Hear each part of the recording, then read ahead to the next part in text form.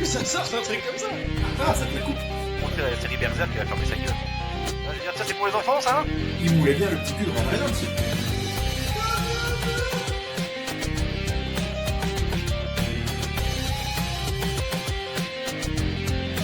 T'as besoin des darons. Wow.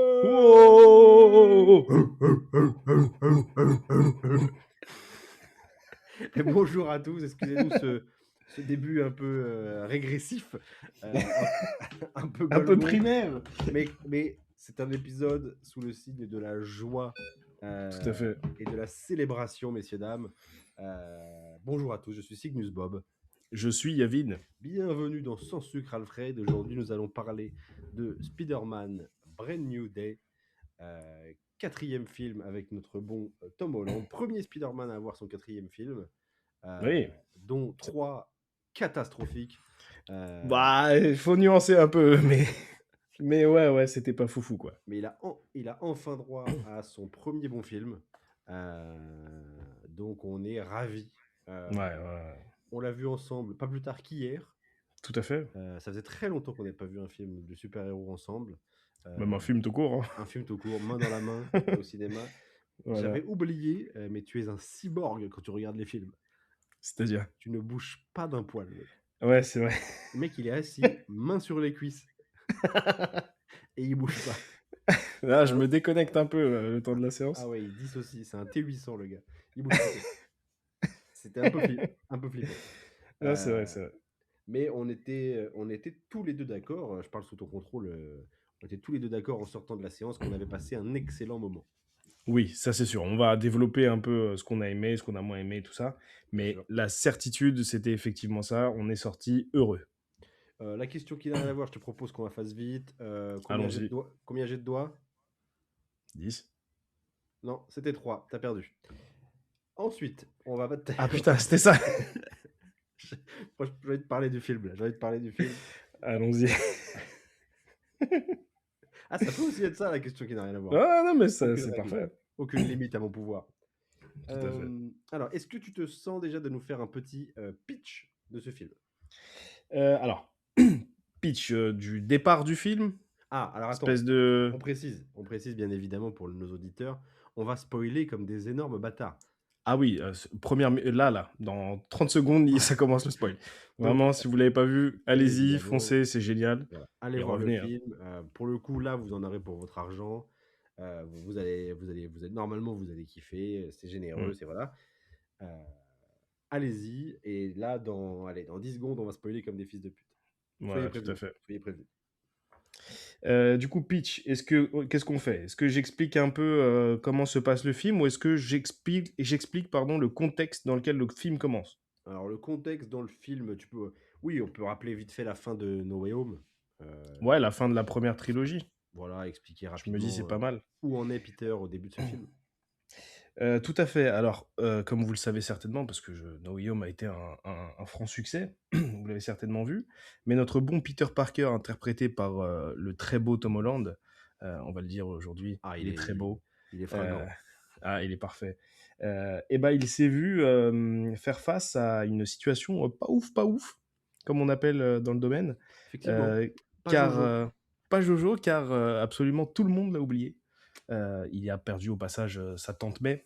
Oui. Tante May, personnage iconique du lore de sûr. Spider-Man. Donc il a vécu une deuxième moitié de No Way Home pas ouf. Voilà. Qui se termine sur une décision de sa part, de pas rappeler à ses proches qui il est, ce qui était le plan initial au moment où tout ce beau monde a perdu la mémoire. Il avait promis qu'il allait revenir pour leur expliquer, leur dire, écoutez, je suis Peter Parker, toi t'es ma meuf, toi t'es mon meilleur pote, il s'est passé ce qui s'est passé, allez, on repart de plus belle. Il choisit de pas le faire pour les protéger, ce qui est peut-être dans la première trilogie la décision la plus Spider-Man qu'il ait prise. De toute manière, dans la première trilogie, No Way Home, c'était enfin le moment où on touchait du doigt un peu, pour moi, ce que devait être Spider-Man. Tout à fait. C'était le moment où Tom Holland devenait Spider-Man. Pour moi, c'était que ça commençait dans No Way Home et ça va pleinement se réaliser dans celui-là. Tout à fait, ouais. Après 2 films où clairement il aurait pu être remplacé par n'importe quel super-héros générique parce qu'au final, le côté Spider-Man, on le perdait clairement, quoi.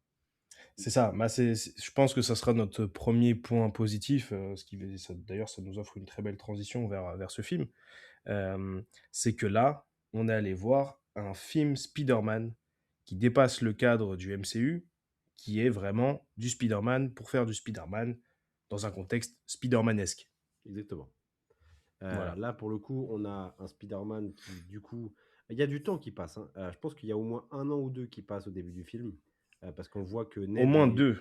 Ned et Zendaya, comment il s'appelle? Ned et MJ, on voit qu'ils font leurs études au MIT, et cetera. Voilà. On voit que lui, il suit ça, à travers les stories et les vidéos que Ned met sur Instagram, parce que Peter Parker est un stalker dans ce film. Oui, tout à fait. Ça Ça va revient à être un des plusieurs points. reprises. Euh, et donc effectivement, du temps passe, et pendant ce temps qui passe, on a vraiment presque le Spider-Man Prime, c'est-à-dire il combat le La crime, dépression.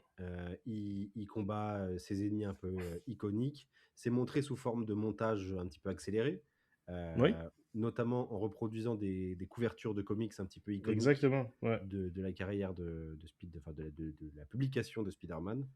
Ça a un côté un peu forcé au départ, et en fait, je trouve que c'est cool.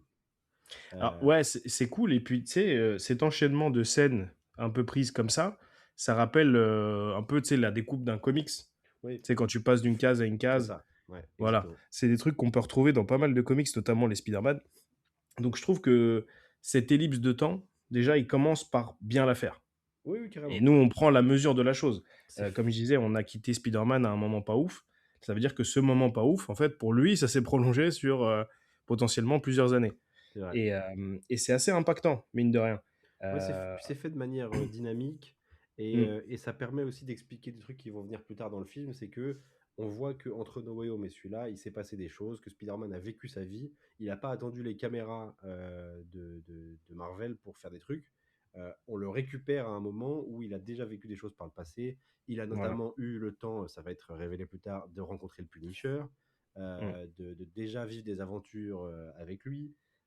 Donc il a eu sa carrière de Spider-Man telle qu'on la connaît dans les comics, euh, entre No Way Home et celui-là. Il a C'est ça. vraiment pris son essor, quoi. Complètement. Et même là où la vie de Peter Parker s'est un petit peu arrêtée en perdant un peu tous ses proches pour diverses raisons, celle de Spider-Man, au contraire, elle n'a fait qu'avancer. Carrément. Là, et on voit même que c'est peut-être le truc qui l'a fait tenir finalement. De, Bah, ça, c'est exactement ça, parce que on voit qu'il a créé des liens même avec la police. oui, Il collabore vraiment avec la police, au point même d'appeler et presque de se confier à une sorte de c'est commissaire ça. de la police. Et la relation, elle est assez marrante. Elle est très légère dans le film. Elle Mm. revient pas beaucoup, mais leur relation est assez marrante. Et on voit que c'est un peu comme un boulimique de travail qui se noie dans le boulot pour pas rentrer chez lui, en fait. Parce qu'il a que ça. Parce que chez lui, Parce qu'à il partir y a du rien qui moment, l'attend, bah, parce c'est qu'il a ça. personne, et que voilà, tu vois. Et puis Et, l'introspection, elle est dure, quoi. et donc c'est intéressant parce qu'effectivement, on voit le côté Spider-Man d'abord, et ensuite on passe presque sous le costume pour se rendre compte que le mec dedans, il est brisé, en fait. Ah, il Euh, est massacré. et c'est pour le coup, c'est assez intéressant de commencer par un truc assez dynamique où on voit le Spider-Man qu'on aime tous, vraiment le friendly neighborhood Spider-Man, l'arrivée Neighborhood. neighborhood, le friendly neighborhood Spider-Man qui aide les gens, qui est très dynamique, etc. Et en fait, en creusant dans le film, tu vas te rendre compte qu'en fait, le mec, il va pas bien, quoi. C'est ça. Et puis, là, pour revenir un petit peu sur ce qu'on disait sur la première trilogie, la transition, elle est intéressante et on entre dedans tout de suite parce que, on l'a effleuré un petit peu, l'existence de ce Spider-Man, avant ce film-là, elle était beaucoup trop facile. Je veux dire, le mec, son mentor, c'est Tony Stark. Déjà rien que ça. C'est vrai. C'est lui qui lui fait son costume high-tech dernier cri. Le mec hérite de Tony Stark à la mort de ce dernier. Son meilleur ami, il lui veut pas de mal, contrairement à tous les autres C'est Spider-Man. vrai. Il sort avec la meuf dont il est amoureux. En fait, tout ça, Ouais, c'est vrai. c'est pas assez Spider-Man. Il sort avec Zendaya, le mec. Ça va bien, hein, Tu vois ce que je veux dire? à quel moment ça va s'arrêter, cette histoire? Il peut pas Euh, être aussi heureux, Spider-Man. C'est pas comme ça que le personnage est imaginé. Donc là, il y a un gros cataclysme entre No Way Home et ce film, et on voit vraiment les répercussions de tout ça. je suis Ce qui d'accord, nous amène à... mais ça fait partie de mes points de réserve. Je trouve qu'il est encore un poil trop confort.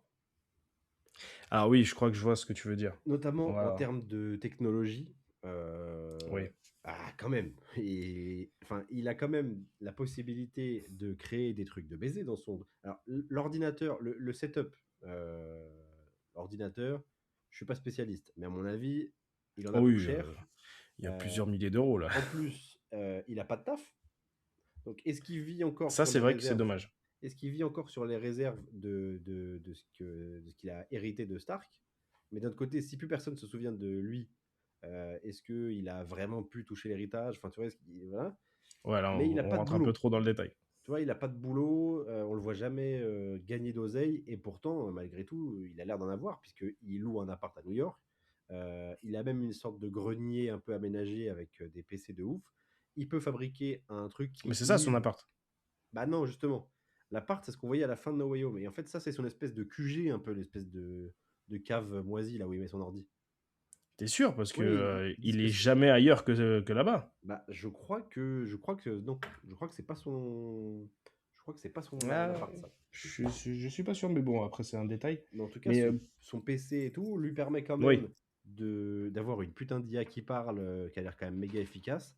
Je pense que l'IA, c'est le truc qui m'a le plus énervé dans le film, parce que je trouve qu'elle sert vraiment à rien, à part à prendre les spectateurs pour des cons. bah, moi, je vois un sens pour rebondir un peu sur ce que tu dis. Effectivement, il est quand même bien équipé.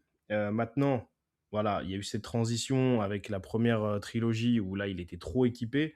On peut se dire que il a gardé du matos de cette époque-là. Maintenant, ça revient à avoir son truc, comme tu l'as dit, son setup un peu technologique où il peut surveiller, recevoir les alertes de la police et tout. Personnellement, moi, ça, c'est des choses que j'ai déjà vues dans des comics et dans lesquelles il n'est pas forcément D'accord. richissime, tu vois ce que je veux dire? Mais c'est Et vrai puis, que... Non, vas-y.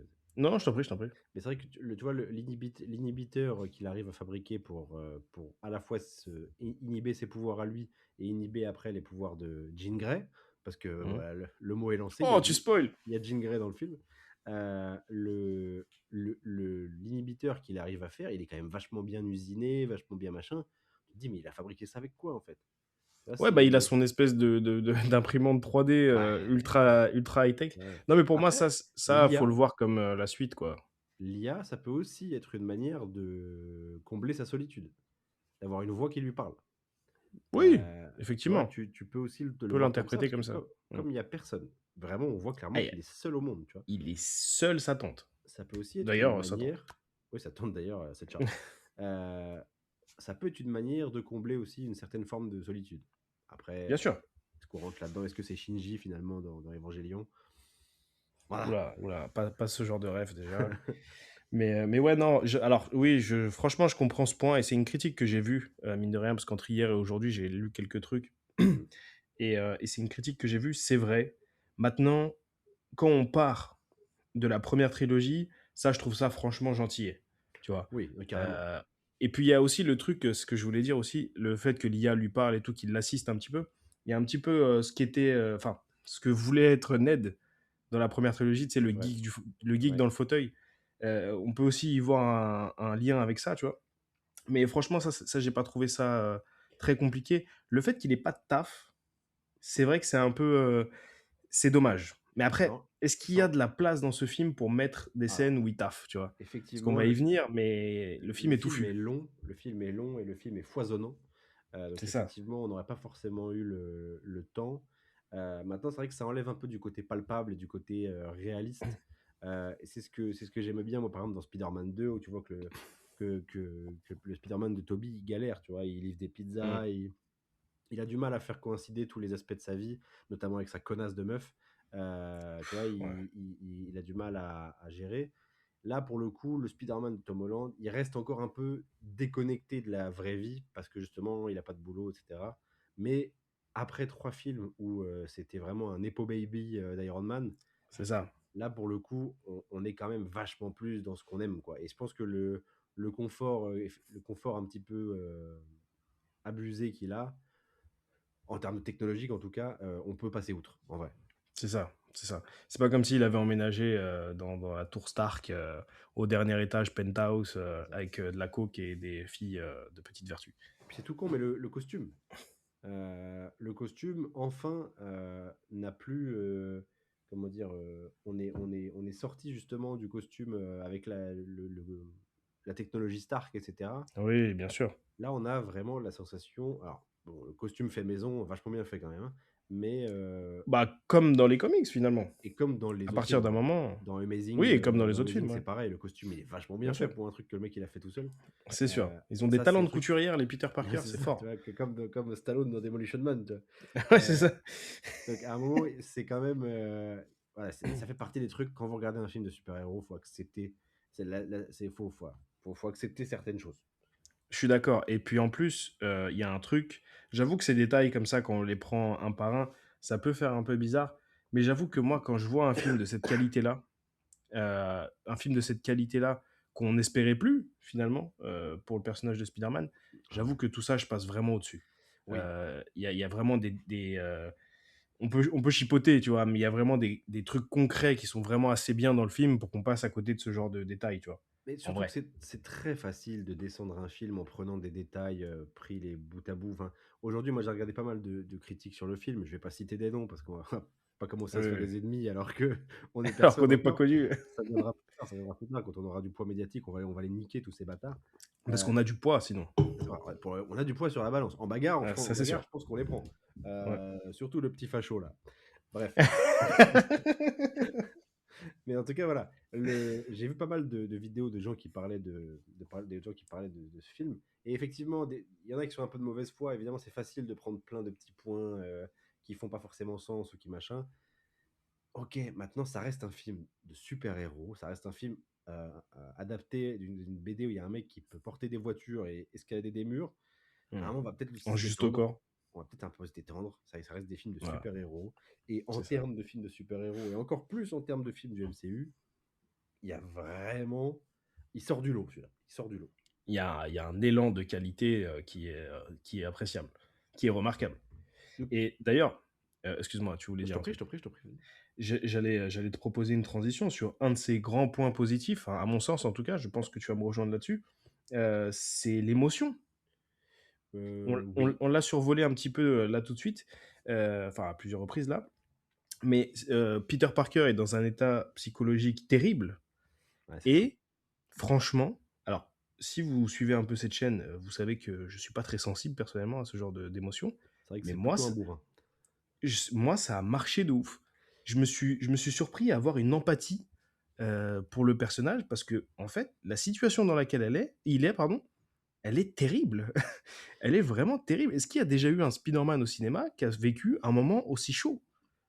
Il y en a quand même un qui a perdu sa meuf. Oui, Qui s'est fait clamser sa oui, meuf oui, mais on n'a en pas l'après. n'arrivant pas à la sauver. Bah oui, Oui, on n'a mais pas l'après. On n'a pas on l'après, la perd. faute à qui? Bien sûr, je suis d'accord. Mais je veux dire, on quitte Andrew Garfield. Alors, pas exactement sur ce moment-là, parce qu'on sait qu'il revient après avec la scène avec le petit, là, et Rino. Heureusement qu'il y Mais a on cette scène. quitte Andrew Garfield sur cette perte qui est terrible, hein, qui est très impactante pour le personnage. Mais on n'en a pas vu les conséquences concrètement dans un film, tu vois. C'est vrai. Et là, on a eu l'avant, là, on a l'après. Et putain, il fait de la peine. Ouais, Il c'est vrai fait que de la c'est peine de très très ouf. bien fait. Et en fait, ce que j'aime, c'est que le cœur du film, c'est ça en fait. Ouais. Le cœur du film, c'est même pas franchement combattre un ennemi, puisqu'au final, même l'ennemi principal du film, c'est-à-dire Jean Grey, au Et final, encore, c'est un adversaire plus qu'un ennemi en fait. voilà, c'est un adversaire qui va devenir après plus que ça. Voilà. Euh, Alors que au final, le vrai cœur du film, c'est justement Peter qui doit euh, apprendre à gérer sa douleur, apprendre à avancer, parce que hmm. plus il se détache de l'humain, plus ses pouvoirs sont en train de prendre le pas sur lui. Ouais, c'est ça, il y a Euh, cet aspect du scénario aussi. et en fait, ce qui est bien, c'est que sa situation à lui est terrible parce qu'effectivement, il est seul et c'est les deux personnes encore vivantes auxquelles il tient le plus au monde Hmm. se souviennent pas de lui, ont continué leur vie Et sans ça, c'est lui, terrible. et en fait, n'ont aucun souvenir. C'est terrible, c'est vraiment. Exactement. Ils ne sont même pas tristes de t'avoir perdu parce qu'ils ne se souviennent même pas t'avoir rencontré. En fait, ouais, c'est ça. Et dans ta douleur, t'es vraiment seul. Moi, je m'attendais pas à ce qu'il y ait une ellipse aussi longue. Parce qu'en fait, cette ellipse, bien qu'elle passe assez rapidement dans le film, hein, ça c'est les 15 premières minutes maximum, mais en fait, elle te fait comprendre des trucs. je veux dire, lui, il les a stalkés sur les réseaux sociaux, il regardait où ils en étaient dans leur vie et tout. Eux ont vécu leur vie, ont vécu des moments de vie importants, tu vois. Ils ont fait leurs études au MIT, ils finissent diplômés et tout. Ils vivent Mm. des vrais moments que lui aurait voulu plus que tout au monde vivre avec eux. Et sauf que lui, il est le seul à savoir ça, tu C'est vois. ça. Et ils sont Et il les heureux. regarde. Et ils sont heureux Et ils sont sans lui. heureux sans lui, tu vois. Et ça, et vraiment, c'est effectivement le C'est... postulat du film. Il est, il est violent quand même, tu vois. C'est euh, Mais exactement, les c'est gens qui ultra t'aiment, violent, les gens qui t'aiment psychologiquement. vivent et sont heureux sans toi. Ils se Et souviennent toi, même tu pas les que tu as vois. existé. Si tu mourais là, ils seraient pas tristes. Exactement. Et personne ne le serait. Parce qu'il y a littéralement personne qui l'atteint. Tu vois, Et parce que même, tu as évoqué la lieutenant là, de la police. D'ailleurs, c'est un peu touchant, parce que tu vois que quand il parle avec elle, il est content, tu vois. ouais, Presque, il s'accroche à la discussion, tu vois. il a besoin d'en parler. Ouais. Il a besoin d'en parler, mais je veux dire, même elle, si demain il clams, elle sait pas comment il s'appelle. C'est ça. Elle sait pas qui il est. Si Donc Peter c'est vrai ce Parker que tu dis. meurt, tout le monde s'en branle, quoi. Tout le monde s'en branle. Le seul qui va le remarquer, c'est celui qui lui a loué l'appart. Ouais, Enfin, c'est le ça. grenier. Bah, il pleut, C'est le le petit seul. bâtard là C'est ça. Ça pue la mort quand je passe devant la porte. Et ce qui est cool, c'est qu'une fois qu'il justement il tente un peu de se rapprocher de Ned et Zendaya, putain, il faut que j'arrête d'appeler Zendaya, de MJ, Mhm. le moment où elle commence à comprendre, non, c'est pas elle commence à comprendre, c'est qu'à la fin, elle va tomber sur la lettre qu'il lui a écrite à la fin de No Way Mhm. Home, et elle lui dit, je t'aime pas parce que je te connais pas en fait. Ça, c'est terrible. Ça, c'est terrible. Et c'est chaud, Et tu ce vois. moment-là, c'était... Parce que oui, parce que du coup, comme tu dis, elle tombe dessus. Bon, par hasard ou pas, elle fait la remarque, elle dit, est-ce que tu voulais que je Ouais. tombe dessus? Mais c'est malin qu'on n'ait pas la réponse. Ouais, ouais, c'est pas mal. Ça rajoute un truc. Le mec finit par tout déballer. Elle lui reproche même d'avoir pris la décision pour elle et tout. Il y a un vrai dialogue Ouais, non. Ouais, mais intéressant. les deux en termes d'acting et de scène entre eux, Ah, là, c'est. ils se posent là, ouais. Ouais. Et le truc se conclut, il lâche tout. Tu sens qu'il gardait ça en lui. Il finit par tout lâcher. Il a cette occasion de tout lâcher. Il conclut en lui disant qu'il l'aime. Et elle lui répond, je suis désolé, frérot. Je te connais, App. Ouais. Je t'aime pas. Et en plus, après, elle se met Elle à le, parler elle le dit de mieux, mais l'autre, oui. Oui, voilà. Mais elle se met à parler de MJ, qu'il a connu, comme étant une autre personne, tu sais. Ouais, Un non, peu comme Gamora et Star-Lord, là, ouais, dans... c'est ça, c'est ça. Ouais, c'est Voilà. chaud. Hein. C'est le truc de, t'as vu, j'ai sa tête, je lui ressemble, je suis pareil, j'ai les mêmes réflexes et tout, mais je suis pas elle, tu vois. Mais ça, en fait, ce que Moi, tu as je t'aime App. vécu, maintenant, tu es tout seul à l'avoir vécu, quoi. Exactement. Et. Chial. Non, mais en vrai, c'est chaud, tu vois. Et, Ah non, c'est une dinguerie. Franchement, c'est une dinguerie. et après, elle lui entrouvre la porte quand même à la fin, puisque elle lui donne l'occasion justement de monter à l'appart et de discuter avec Ned, etc. Et justement, elle lui a dit, je t'aime pas parce que je te connais pas. Et là, elle entrouvre la porte à apprendre à le connaître. Oui. Donc peut-être que au final, ça va être le cœur du film. Mais c'est vrai qu'on a tout un moment, enfin ça va être peut-être le cœur de la suite, quoi. Mais c'est vrai qu'on a clairement un moment où un peu émo dark, où le stalker, donc Peter Parker, rentre dans une soirée où il y a Ned et Zendaya, MJ, putain, où il est pas invité, clairement, parce que bah, personne ne le connaît. Et, C'est difficile. et il passe un bon moment, etc. Il parle un peu à Ned parce que Ned, on découvre que du coup, il est fan de Spider-Man et qu'il a mis en place Il le traque presque. une application pour un peu comme Waze pour signaler les apparitions de Ouais, il est très fan Spider-Man. de Spider-Man. Ouais. Voilà, et il essaie de savoir qui c'est parce qu'il l'a sauvé plusieurs fois au lycée, dans les films d'avant, etc. Ça, c'était plutôt intéressant de recoller avec les films d'avant. Il faut bien qu'ils servent à quelque chose. Et il voit MJ embrasser un autre gars. Ah, c'est Donc là, chaud. il se rend compte, ça c'est chaud. Il se rend, C'est chaud, il sa se rend mère. compte qu'elle est vraiment passée à autre chose. Et après, on a une Ouais. séquence qui est très années 2000, je trouve, dans l'ambiance, où il se Quand il balance swing, ouais. sous la pluie, tu sais, on Ouais, ralentit c'est un vrai. peu. C'est Limite, vrai, mais ça marche. ils auraient pu nous balancer du Evanescence. Ça aurait Et été je un te peu jure, trop. j'aurais kiffé Mars. Et franchement, la séquence, elle marche, quoi. Elle marche de ouf. Mais moi, c'est pour ça que je dis ça. Vraiment, j'ai été surpris à plusieurs moments du film à me dire, putain, gros, mais tu sais, genre, je vais être ton pote, on va essayer de te sortir de Ouais. de cette passe-là, tu vois. T'as envie Tu de mérites pas l'emmener, ça. t'as envie de l'emmener boire un verre, tu sais. C'est T'as ça, envie- vas-y, eh, raconte-moi un peu. Viens, on va manger un savoyard. Euh, on On se s'envoie met un bien. savoyard. Alors, On pas, se- pas le mec, hein. Non, C'est non, un bien sûr, sandwich, le attendez, savoyard. bien sûr, respect à tous les savoyards, mais le sandwich savoyard bien gras, là, et on va se poser dans un parc, on va discuter, tu Ouais, vois. non, franchement, l'émotion, elle marche de ouf. Elle marche de ouf. Tout ce qui tourne autour de la perte de Tante May marche. La perte de mémoire de Ned et MJ marche de ouf. Cette solitude, vraiment. Il y a Ouais, des scènes toutes connes, tu sais, quand il fait sa machine, tu vois le costume de Spider-Man qui tourne, et tu sais, il est adossé sur la machine, tu sais, le regard vide et tout. Ah, tu sens qu'il en chie, tu vois. ouais, et puis ça donne de l'impact au film d'avant. Parce que c'est un truc, Exactement. souvent les films manquent d'impact dans le MCU parce que au final il se passe jamais rien de grave. Là pour le coup, ça donne de l'impact au film d'avant, qui était pas C'est terrible. No ça. Way Home, il y avait plein de problèmes. Mais là au moins No Way Home aura servi À nous amener ça, à à nous amener clairement. ce Spider-Man. C'est ça. Et franchement, oui, c'est au final l'histoire, comment dire, le méchant du film. On va en parler après, j'imagine, du scénar un peu plus Oui, traditionnel. oui, bien sûr. Ouais. Le méchant du film, tu le crames dès que tu le vois. Tu comprends assez vite où Oui, ça va te mener, d'autant plus que Jean Grey, tout le monde l'avait cramé à des kilomètres. Donc tu comprends assez vite où le film va en termes d'histoire super-héroïque. Et au c'est sûr. final, le vrai truc à dénouer pour Spider-Man dans ce film, c'est son mental à lui, quoi. C'est Exactement. ses problèmes de cœur, c'est ses problèmes de psychologiques. Et c'est vraiment ça l'histoire du film. Au final, c'est ça. Hmm. C'est presque plus essayer de faire en sorte que Peter aille bien à la fin du film que de battre le méchant, au final. Exactement. Et puis, on va certainement y revenir plus en détail après. Mais il y a plusieurs moments clés où tu as l'impression que justement cette situation va être désamorcée par Ned et MJ retrouvent la mémoire. Et en fait, tu te fais baiser à chaque fois. Ça, Parce que c'est non, très, très vrai. c'est très bien fait et ils prennent leurs couilles parce qu'ils auraient pu, dans le film, décider de niquer ça, nique sa mère, et ils ont retrouvé la mémoire et on passe à autre chose. Et ils Ouais. l'ont pas fait. Il y a un détail à la fin, toute fin du film, qui pourrait nous faire croire que au moins un des deux personnages se souvient de. Tu les entends ces bruits-là? Les Hein? bruits de notification? Tu les as Non, entendus, les bruits de notification? je Ok. crois pas.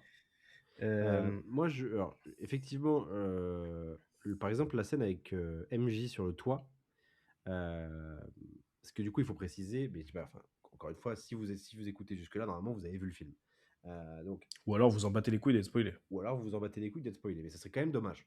Mais Jean, elle a le pouvoir de manipuler les gens, et justement, elle veut s'en prendre à Mary Jane, enfin à MJ. Euh, et du coup, Spider-Man se dépêche d'aller voir MJ. Il lui dit, écoute, on se connaît pas, mais il faut que... Il est en Spider-Man, bien évidemment. On se connaît pas, mais il faut qu'on se barre, etc. Il lui dit, ok, je te suis, etc. Hmm.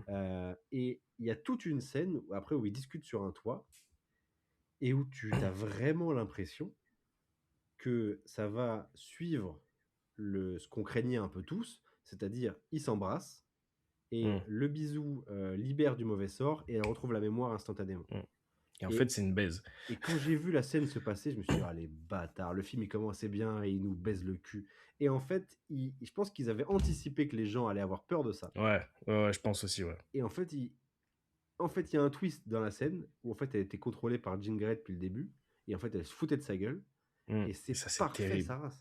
Et ça, c'était. On va y revenir sur Jean Grey quand on va l'aborder, mais elle fait des trucs. Waouh. Ouais, c'est un sacré morceau. Ouais. Franchement, et pour le coup, à ce moment-là, Zendaya a un vrai twist de comportement où elle passe de la MJ comment dire, la MJ classique, c'est un peu chelou, mais un peu loufoque, tu vois, qui Hmm. machin, a un peu un ton manipulatrice où elle lui dit quand même des saloperies, tu vois.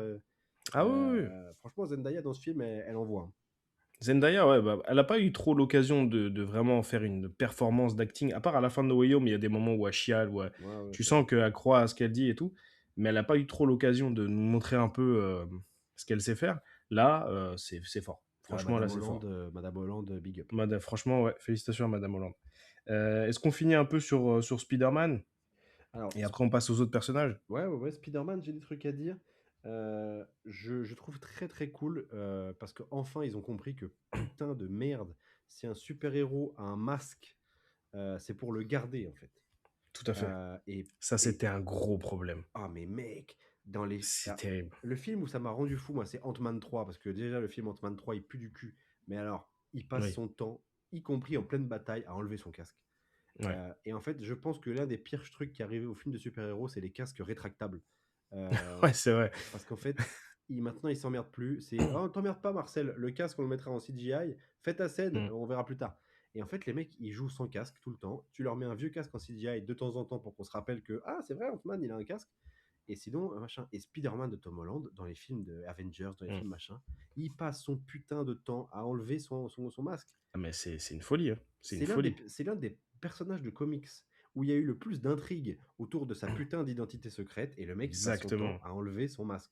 Et là, Oui, dans parce qu'à la celui-là, rigueur, Paul Rudd en Ant-Man, il enlève oui, son on s'en masque. bat Bon, les je comprends, ça a moins d'impact, le costume sur le masque.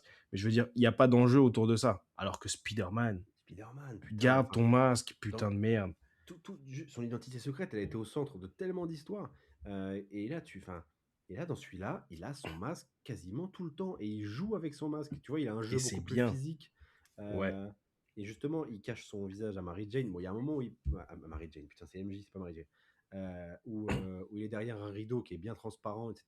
Et il prend des risques un peu quand même des fois. Ouais, ouais, ouais. Mais il a son masque. Et ça, c'était un truc qu'il avait dans ceux de Sam Raimi, il avait tout le temps son masque quasiment. Ouais, Dans ceux d'Amazing, de Mark Webb, il avait tout le temps son masque. Et là, je suis content de voir un Spider-Man avec son masque. En fait, on sait que c'est Tom Holland en dessous, on est content que ce soit Tom Holland en dessous, mais on n'a pas forcément envie de le voir tout le temps. c'est ça. Et puis, ou alors, si tu veux qu'on voit plus sa tête, fais des scènes où il n'a pas le costume, tu vois, plus de scènes Ouais. slice of life, Il y a tu un vois. moment, une scène dans un sauna où il y a le meilleur des deux mondes, il a son masque et il est tout nu. Alors là, franchement, Mm. génial. Moi, j'étais Ouais, content. Cette scène, ça va bête d'idée. devenir mon fond d'écran, certainement. Tom Holland C'est très musclé, chelou. là, Mais... il est beau, hein, il est Alors veineux, oui, là. faut en parler. Le physique de Tom Holland. Alors déjà, je tiens à souligner un truc, parce que je disais un truc qui est faux il y a quelques temps, il y a quelques années, c'est que je disais que Tom Holland ne serait jamais crédible, parce qu'il aura toujours une gueule de petit. Et en fait, j'aimerais me rétracter sur ça. Donc ça, je Ouais, l'ai dit à toi, je l'ai jamais dit sur la chaîne. t'as dit beaucoup de J- conneries. C'est vrai. Et j'aimerais me rétracter sur ça, parce que Tom Holland, je crois, il a plus ou moins notre âge. Et là, il a pris une petite baffe gentille.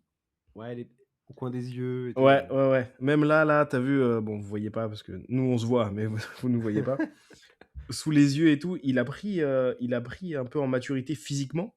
Bon, il a pas une barbe, il a pas un truc, voilà, comme ça. Et surtout, il a jamais été aussi affûté que Ah dans ce ouais, film. non, c'est fou, Il a pris un petit peu en volume et tout. Bon, il reste un petit peu. Il y a des scènes où tu vois qu'il est plus petit que certains autres personnages. Et ça fait un petit peu, je vais pas dire gringalet, mais où tu te dis, ah, quand même, il est petit, tu vois. Ouais, Mais pour c'est moi, vite fait, hein. mais en tout cas, je suis content que tu te rétractes là-dessus. Ce serait bien que Ouais, tu te ouais, ouais. rétractes aussi sur ce que tu avais dit sur Madaron, mais ça, on verra plus tard. J'ai Euh, jamais parlé de ça d'avant. mais non, effectivement, le fait qu'il soit, le fait qu'il soit petit, moi, ça me choque pas du tout, parce que pour moi, Spider-Man, il n'a pas besoin d'être grand. Ça n'a pas besoin Non, c'est d'être sûr. un... Mais ça m'a pas choqué non plus, mais c'est juste au détour d'une scène, parfois, tu sais, tu vois qu'il a une demi-tête que un random. Ça fait un peu yesh, tu vois. Tu te dis, putain, normalement, Spider-Man. Ouais, Mais mais bon, après, c'est pas la fin du monde. En tout cas, il a affûté sa grand-mère. ouais, il est affûté. Et du Ah, coup, c'est abusé. le costume, on n'en a pas tant parlé que ça, visuellement. Oui. Euh, On a dit qu'il était homemade, c'est Voilà, un fait. il fait beaucoup moins Tony Stark Enterprise, C'est sûr. mais il est surtout très réussi, je trouve. Il est très réussi. Le nouveau logo est très joli. C'est même, j'ai même envie de dire, je crois pas avoir déjà vu un logo qui lui ressemble, parce que c'est aussi un des thèmes, ça, de la conception d'un costume de Spider-Man. Le logo qui est devant et le logo qui est derrière. Mm. Chaque école a un peu son logo, entre ceux de Sam Raimi, entre ceux d'Andrew Garfield et les nombreux costumes, parce qu'il en a eu une vingtaine, Tom Holland, dans les 3 premiers films. Ouais. C'est un enjeu, et celui-là, ouais, il est plutôt réussi, je suis d'accord. Il est Il a les réussi. lance-toiles peut-être un peu trop apparents, je trouve, des fois, parfois. Alors moi J'ai j'aime bien, l'impression il y a un qu'il a côté un des... peu, il y a un côté rétro où les lance-toiles étaient balèzes un peu, genre dans les Bah comics là, des tu années. sais, on dirait que parfois, il y a des scènes où ça brille tellement que tu as l'impression qu'il a des bracelets, tu sais. Bah, C'est un peu... il y a certains comics où les lance-toiles c'était des bracelets un peu. Oui, c'est Et vrai, je trouve des que ça bracelets, donne ouais. un peu ce côté vintage Spider-Man que j'aime bien. Et Mais là, c'est pour surtout, chipoter, hein, sinon ça je ne m'a pas trouve du que tout dérangé. le système des lunettes, des lentilles qui bougent, C'est bien ça. j'ai jamais été méga fan. Et là, c'est peut-être parce que j'aime bien le film, je trouve que ça passe bien. Je trouve qu'elles Bah, ça sont. passe bien et aussi, contrairement à d'habitude, ils en font pas des caisses avec les lentilles. Parce qu'il y a des films où, il me semble, hein, j'ai l'impression d'avoir ce souvenir-là, où, tu sais, à chaque émotion, à chaque fois qu'il dit un truc, selon la conversation, ces Hmm. lentilles, elles font ci, elles font ça, comme dans les dessins animés, en fait, tu vois? Ouais, peut-être c'est Et parce qu'on n'aimait et pas là, les c'était autres plus films aussi. subtil. Bah, c'est sûr que tu es plus critique quand tu pas, C'est le vrai. produit de base, c'est sûr. On reste des humains. Mais effectivement, moi j'ai trouvé que que la couleur du costume rendait très bien. Et, Mmh. euh, et, et surtout, quoi qu'il arrive, les couleurs dans ce film, on va en parler quand on parlera du visuel. J'imagine que ce sera le dernier point, parce qu'il y a beaucoup de choses à dire. Mais ouais, j'ai trouvé que le costume était vraiment réussi, euh, Ouais, je suis et, euh, d'accord. et accompagne justement cette transformation où enfin on a un vrai Spider-Man qui éclot au premier degré, en plus, qui sort de son cocon et qui devient vraiment Spider-Man tel qu'on voulait le voir, quoi. Bah, là, il s'est fait au-delà même de se faire un nouveau costume, il s'est fait vraiment il y a une identité Ouais. à partir de Brand New Day. Aujourd'hui, le Spider-Man de Tom Holland, il a cette identité-là et elle lui va à ravir. Surtout, point très important de ce Spider-Man, c'est que enfin New York est au centre de la discussion. Tout à fait. Parce que C'est le Homecoming, gardien de New York. Homecoming, ça se passe à Washington, de mémoire. Il y a une Bah, petite il y a une partie à New partie à York. Washington, il y a une partie dans son lycée, il y a une grosse partie dans son lycée, il dépasse pas trop le Queens, quoi. euh, Far From Home, bon, est-ce que vraiment ça vaut le coup de parler de ce film? Non, Ça se passe partout sauf à New York. ouais, en Euh, Europe, dans plein de villes d'Europe, pourquoi faire? Voilà. No Way Home, si ce n'est le climax moisi autour de la Statue de la Liberté, New York, t'en vois pas grand-chose. Alors que Ouais, là, c'est vrai. alors que là, clairement, New York a une place importante. Les habitants de New York ont une place importante. Mmh. La relation entre Spider-Man et New York a une place importante. On sent qu'il est populaire, et notamment à la fin, où, où clairement il se fait acclamer par la ville, et tu sens que ça Mmh. lui réchauffe le cœur, tu vois, Ouais, de, c'est vraiment la mascotte comme, on la connaît, quoi. exactement, de voir Clé de la ville aussi, à un il est moment. aimé par la ville, Mmh. et c'est un peu ce côté qu'il y avait dans les films de Sam Raimi, où c'est des scènes Oui. qui aujourd'hui ont mal vieilli un peu, parce que faut se rappeler aussi que c'était post-11 septembre, et que les Américains, ils avaient ce truc un peu de putain, New York, tu t'en prends à Spider-Man, tu t'en prends à New York, tu vois. Mmh. Ou la scène du métro dans le 2 où ils s'interposent tous devant lui, etc. Mmh. Aujourd'hui, ça fait peut-être bizarre si des jeunes découvrent ça, mais, mais en vrai, c'est des scènes qui sont, tu vois, Spider-Man, c'est New York. Exactement, Et dans ce film-là, exactement. on le ressent. Ouais, et à plusieurs reprises en plus, donc ça tue. Ça tue de ouf. Et même visuellement, tu vois, la ville, elle est mise en valeur. Euh, non, franchement, je suis content. Enfin, on sent que le côté new-yorkais de Spider-Man. Ça me fait plaisir. Exactement. Même moi, je l'ai remarqué, j'ai noté deux, trois trucs.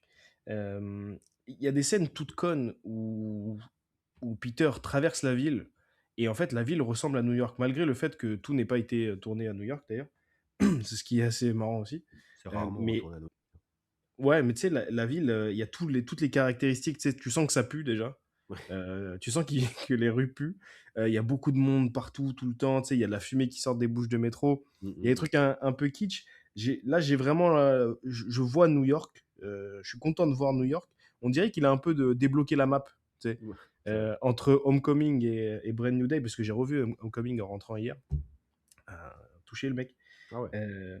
Il y a des moments dans New York, il y a un petit moment qui passe un peu où il y a quelques scènes dans New York où il aide une personne ou deux, mais ça n'a pas cette gueule, ça n'a pas cette image. Là, là, je vois New York, là, j'ai vraiment l'impression de voir une ville championne NBA, Bah, pour ceux qui auront la ref. ouais. Mais en plus, moi, ce que j'aimais bien dans Homecoming, parce qu'il faut quand même, voilà, c'est qu'il y a une espèce de relation un peu avec le vendeur de sandwich, là. Oui, ça, c'était des bonnes idées, ça. Pour le coup, effectivement, il y avait ce côté New York, tu vois, Ouais, du petit gars du quartier, machin. Et ça, effectivement, c'est cool. Et dans Far From Home et No Way Home, il y a beaucoup moins ça. Et c'est dommage. Là, je trouve que. Ouais. euh, c'est dommage, vous n'avez pas l'image, hein. Vraiment, c'est l'état de Yavin ce soir. C'est terrible. Euh, et pour finir un peu sur Spider-Man, enfin, moi, en tout cas, ma partie, je sais pas si tu as des trucs à dire après, je trouve qu'il y a beaucoup, ou en tout cas, il y a du amazing dans ce Spider-Man. oui, Je oui, trouve oui, je suis d'accord. que dans les gags visuels, il y a un gag visuel qui m'a toujours fait très rire dans Amazing Spider-Man 2. C'est un moment où Spider-Man il est au milieu de la rue Et donc, on le voit en cadré entier dans le plan. Et il y a une camionnette qui arrive et qui le fauche et il disparaît du plan avec un petit. Mm. Et première scène du Punisher, il y a exactement la même scène avec Tom Holland qui est au milieu de la rue et qui se fait faucher par la camionnette du machin. Et le plan, c'est le même. Mm. Et j'ai trouvé plein de petits gags visuels qui font très amazing. Et j'ai Ouais, je suis l'impression d'accord. que le réalisateur, dont on n'a toujours pas cité le nom d'ailleurs, Ah, Destin Daniel Cretton, je crois qu'il s'appelle. On va vérifier ça tout de suite parce que quand même, un ce peu de monsieur, respect. ce monsieur-là, il nous a quand même fait bien plaisir, donc on va quand même le big up un petit peu. Donc effectivement, c'est Destin Daniel Cretton, réalisateur de Shang-Chi, qui nous Qui a était offert, bien. qui est très bien Shang-Chi, qui nous a offert ce film. Et donc je me demande si Destin Daniel Cretton n'aime pas, enfin je me demande si ça n'a pas été une petite inspi des films Amazing, parce que j'y retrouve vraiment une patte. Et notamment, il y a un plan où clairement, si c'est pas un clin d'œil à Amazing, je sais pas ce que c'est, il y a un putain de plan en vue subjective quand il voltige au tout début du film. Mm. Mm. Et ça, c'était un truc que faisait beaucoup Mark Webb dans Amazing. Bah, Euh, les scènes de voltige m'ont beaucoup rappelé celles de Bah, Amazing. Ouais. franchement, parce que justement, Mark Webb, il était arrivé, il s'est dit, putain, les scènes de voltige de Sam Raimi, elles tuent. Comment je vais faire moi pour faire un truc un peu différent? Et du coup, il avait trouvé des petites astuces comme ça pour changer un peu l'expérience, notamment la vue subjective, ça rendait vachement bien dans Amazing. Là, c'est assez peu utilisé dans celui-là. Mais j'y ai vu un hommage, tu vois. Non, mais je peux te rejoindre là-dessus. De Et toute façon, je pense que pour faire un film de cette qualité en l'état, je pense qu'il fallait s'inspirer du meilleur de tous les mondes. On voit qu'il y a des belles références aux comics, enfin, à la manière de faire un comics. On voit qu'il y a ce genre de détails que tu viens de citer peut effectivement être interprété par un clin d'œil à The Amazing. C'est un film qui fait beaucoup de choses bien, comme le faisaient les films Amazing, tu vois. Donc c'est normal au Mmh. final. Quand tu fais du bon Spider-Man, finalement, tu vois des similitudes, parce que c'est du bon Spider-Man, tu vois. Ouais, en tout cas, moi, ça m'a fait bien plaisir, ça m'a bien ralasse, comme on dit. Je suis assez d'accord. Il y a deux points sur lesquels j'aimerais revenir pour Spider-Man, et après on passe à autre chose, si tu veux, parce que En t'en fait, j'ai penses. encore un point après moi. Ah, bah vas-y, j'en fais un, t'en fais un, et Vas-y, je vas-y, terminerai. vas-y, vas-y. Il y a un truc que j'ai trouvé super cool et que j'avais pas souvent l'occasion de voir dans les trois premiers films, c'est le fait que Spider-Man est vraiment le personnage principal de ce film. C'est vraiment le super-héros principal de ce film. Il y a une espèce de quête dans l'histoire où il va devoir développer sa manière de faire, développer sa manière d'enquêter. Il mène l'enquête Ouais, concrètement clairement. dans ce film. Il prend les choses en main et même quand il partage l'écran avec un autre personnage, bah, c'est lui qui prend le lead, tu vois. Oui, c'est vrai. Il attend pas. C'est une des choses que je reprocherais mille fois à Far From Home. Je veux dire, à partir du moment où il y a Nick Fury dans la pièce, ou Mysterio, ou bon, Happy Hogan un peu moins quand même, ce qui est normal, mais voilà, à chaque fois qu'il y a un personnage secondaire, tu sais, t'as l'impression qu'il passe au second plan. Là, c'est pas le cas. Là, c'est moi qui parle. Quand il est face aux méchants, c'est moi qui parle. Quand il est face à ses alliés, c'est moi qui parle. Et les autres l'écoutent, tu C'est vois. vrai. Et on va y revenir quand on va parler du Punisher et tout, parce qu'il y a plein de choses à dire sur leur relation. Mais je veux dire, c'est voilà, il y a un truc Et- comme ça très impactant du personnage principal qui inspire, qui est charismatique et que les autres écoutent. Ouais, t'as l'impression qu'ils font enfin confiance à Tom Holland pour assumer le poids tout seul du film, quoi. Enfin, il est pas tout seul, Exactement. mais de vraiment assumer le poids de son film. Et c'est vrai que ça fait plaisir. Alors moi, je voulais souligner un moment un peu shonen dans le film. Mhm. Parce que je sais que tu es très sensible au shonen de manière générale, au côté épique, au côté héroïque. Tout à fait. Et donc on a tout un arc où justement le gène arachnéen de Peter est en train de gagner du terrain parce que justement lui il va pas bien, donc l'humain se détériore et l'araignée prend le dessus. Bon, c'est très comics, mais voilà. Et du coup il y a des moments où il part un peu en couille, ses yeux deviennent noirs. On aurait pu penser que ça allait préfigurer une transformation en Man Spider. Euh, Oui, Au final, ça va pas jusque-là, mais en vrai, ça en prenait un peu le chemin. Bon, on suppose que s'il avait continué sur cette voie, il serait peut-être ça aurait été une transformé. possibilité. Ouais. Mais du coup, des fois, il a les yeux noirs, il a les yeux noirs et il est beaucoup plus violent, agressif. Il y a même un moment où Ouais. il étrangle Mary Jane en haut d'un toit avec une grande enseigne rouge lumineuse, Mhm. Tar Highlander, le premier film avec Christophe Lambert. Euh, et il y a un moment où il se bat contre un groupe d'ennemis, la main en l'occurrence, Mm. et où il est en train de se faire tabasser la gueule. Et il fait une sorte de méditation un petit peu, où il commence à se rappeler de sa tante, Mm. où il commence à se rappeler de ses amis et tout. Et limite, t'entends Krillin qui dit vas-y, bats-toi et tout. Ouais, Et c'est tu vrai, sais, c'est vrai, c'est et vrai. tu sais, il a les yeux noirs et tout, et il est sur le point de perdre le contrôle, mais en fait, il va commencer à leur péter la gueule, mais il va rester lui-même. Mm. Et il va arriver à dompter son pouvoir arachnéen et à leur péter la gueule à ces bâtards Mm. de ninja. Et vraiment, il y avait un espèce de souffle épique shonen à ce moment-là où tu te dis, Ouais, je comprends. là, dans un manga, il se transforme. Là, tu vois. Oui, Euh, oui, là, il y a un Super Saiyan, tu vois, il y a il se passe un clairement truc. il y a un level up là, tu vois. Ouais, exactement. Et Bah, j'ai c'est le trouvé. cas. C'est un peu le cas, Ouais, c'est d'ailleurs. clairement un level up hein, ce qui nous sort là. Ouais, parce qu'après, il est cheaté sa grand-mère. Ouais, ouais, après, Il il est est cheaté sa ultra grand-mère. instinct. Ah Euh, ouais. et du coup, j'ai trouvé que cette scène marchait bien. Et en plus, après, la manière dont il se débarrasse des ninjas, c'est pas forcément de la bagarre pure et dure, c'est presque très esthétique. On dirait une sorte de ballet C'est une aérien très belle scène, ouais. C'est une très belle scène, c'est vrai. où il Quand les il retombe, emprisonne. là, Ouais, où il les emprisonne dans une toile. C'est presque, on dirait toile tu gigantesque. sais, les spectacles sous l'eau, là, presque de la natation synchronisée et tout. Ouais, non, c'est vrai. C'était beau. Et on sent que Destin Daniel Cretton, on sent qu'il sait ce qu'il fait visuellement et ça fait plaisir. Après 3 films de John Watts se tâcheront. Non, c'est vrai. Ben, pour revenir sur ce truc arachnéen, j'avoue que le truc de la santé mentale qui altère son ADN et qui laisse l'ADN arachnéen prendre le dessus. Alors déjà, je m'attendais pas du tout à un truc aussi chez Père, parce que Ouais, comme c'est tu vrai. l'as dit, ça c'est des trucs que tu trouves dans des comics et pas dans des comics classiques entre guillemets. Ouais, ouais, c'était bizarre. La transformation en Man Spider, c'est vraiment des trucs, Ouais, c'est chez Père. c'est bien spécifique, on C'est le voit pas tous les quatre matins. c'est du C'est body ça, horror un peu à la Cronenberg là. exactement. Et puis s'ils étaient allés plus loin, effectivement, ça aurait pu finir en film d'horreur. Mais les moments où il perd le contrôle et il devient une espèce de version berserker, comme tu as dit, à un moment où il étrangle même MJ, tu Ouais, sens qu'il déraille. Bon, c'est pas MJ dans le corps à ce moment-là, enfin dans l'esprit, mais il le fait quand même, jusqu'à ce qu'il apprenne à se contrôler dans cette scène magnifique que tu as citée. Il y a des moments où vraiment tu sens qu'il est dangereux. ouais, Euh, il y a des moments où tu te dis, putain, si vraiment il perd le contrôle, en fait, lui, il peut vraiment faire des dégâts, tu vois. ouais. Et c'est des trucs qui auraient été impensables dans la première trilogie, ce genre de sentiment, tu vois.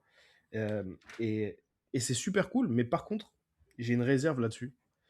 C'est que avoir fait ça, avoir pris cette décision-là, j'ai peur que ça puisse faire redondant. Si un jour, il décide de lui donner le costume symbiotique.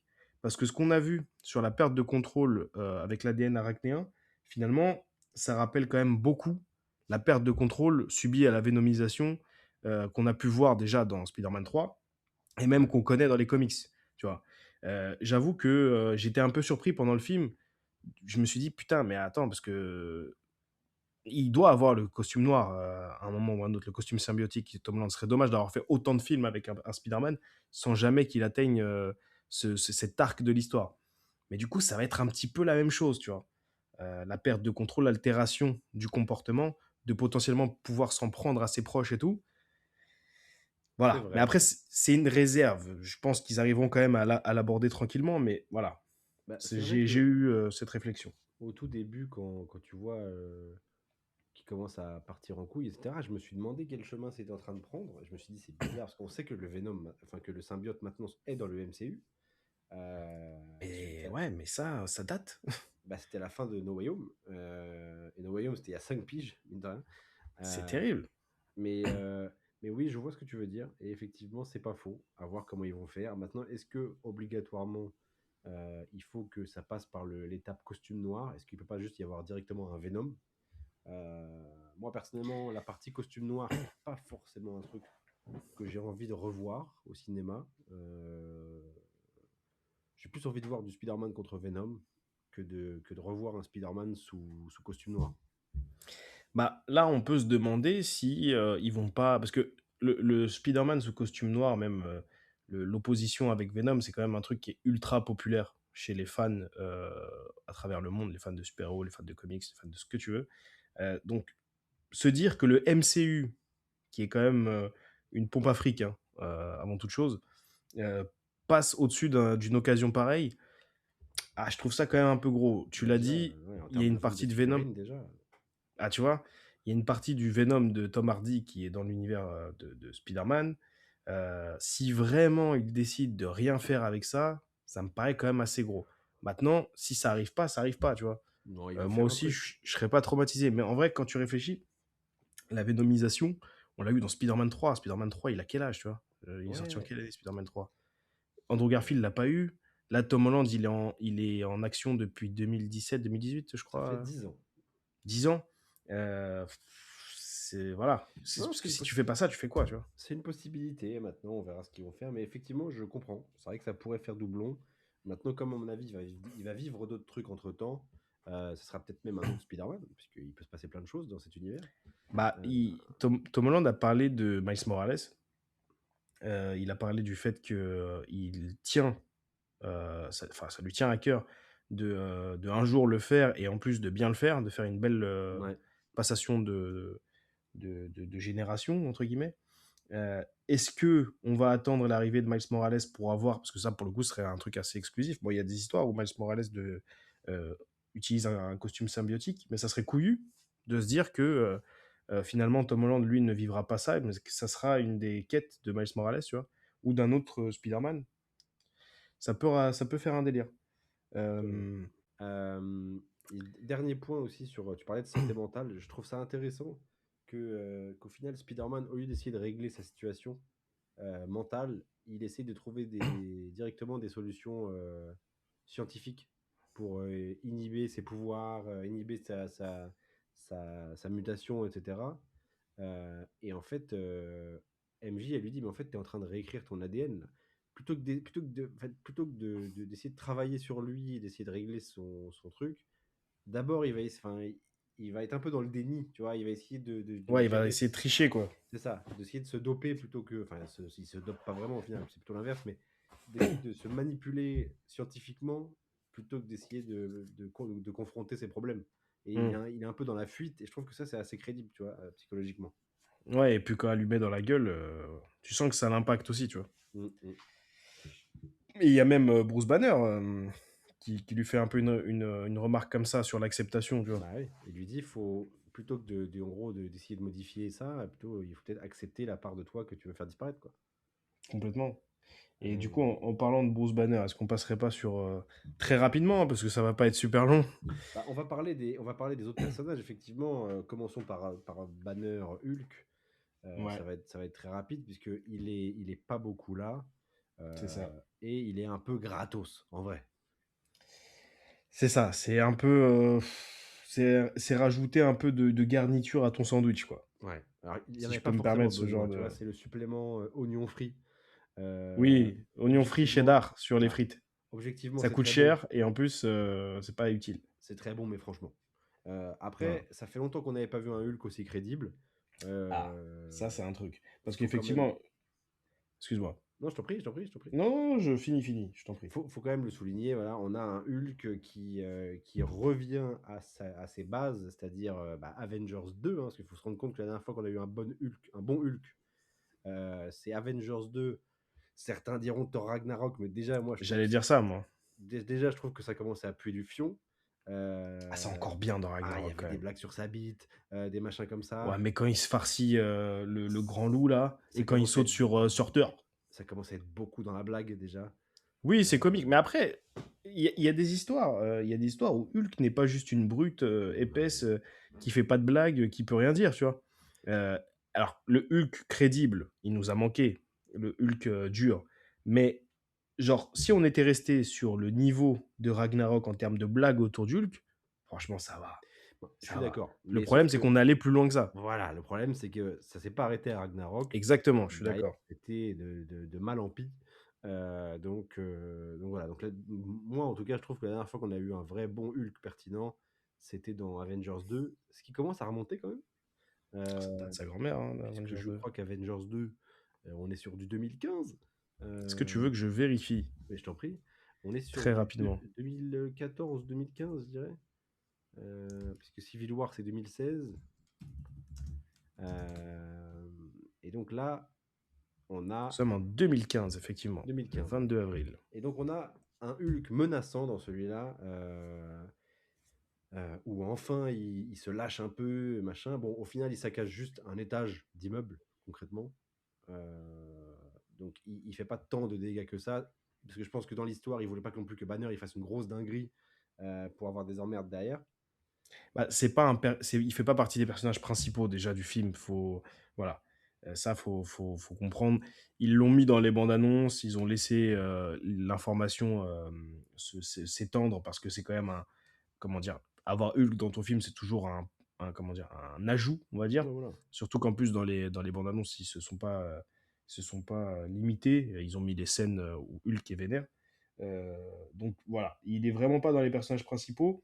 Mais son moment, il est assez cool. Tu disais qu'on revenait aux bases pour Hulk, mais on revient aussi aux bases pour Bruce Banner. Et ça, j'ai trouvé ça assez cool de voir un Bruce Banner, parce que la dernière fois qu'on les a vus, ces gars-là, c'était dans Endgame et She-Hulk.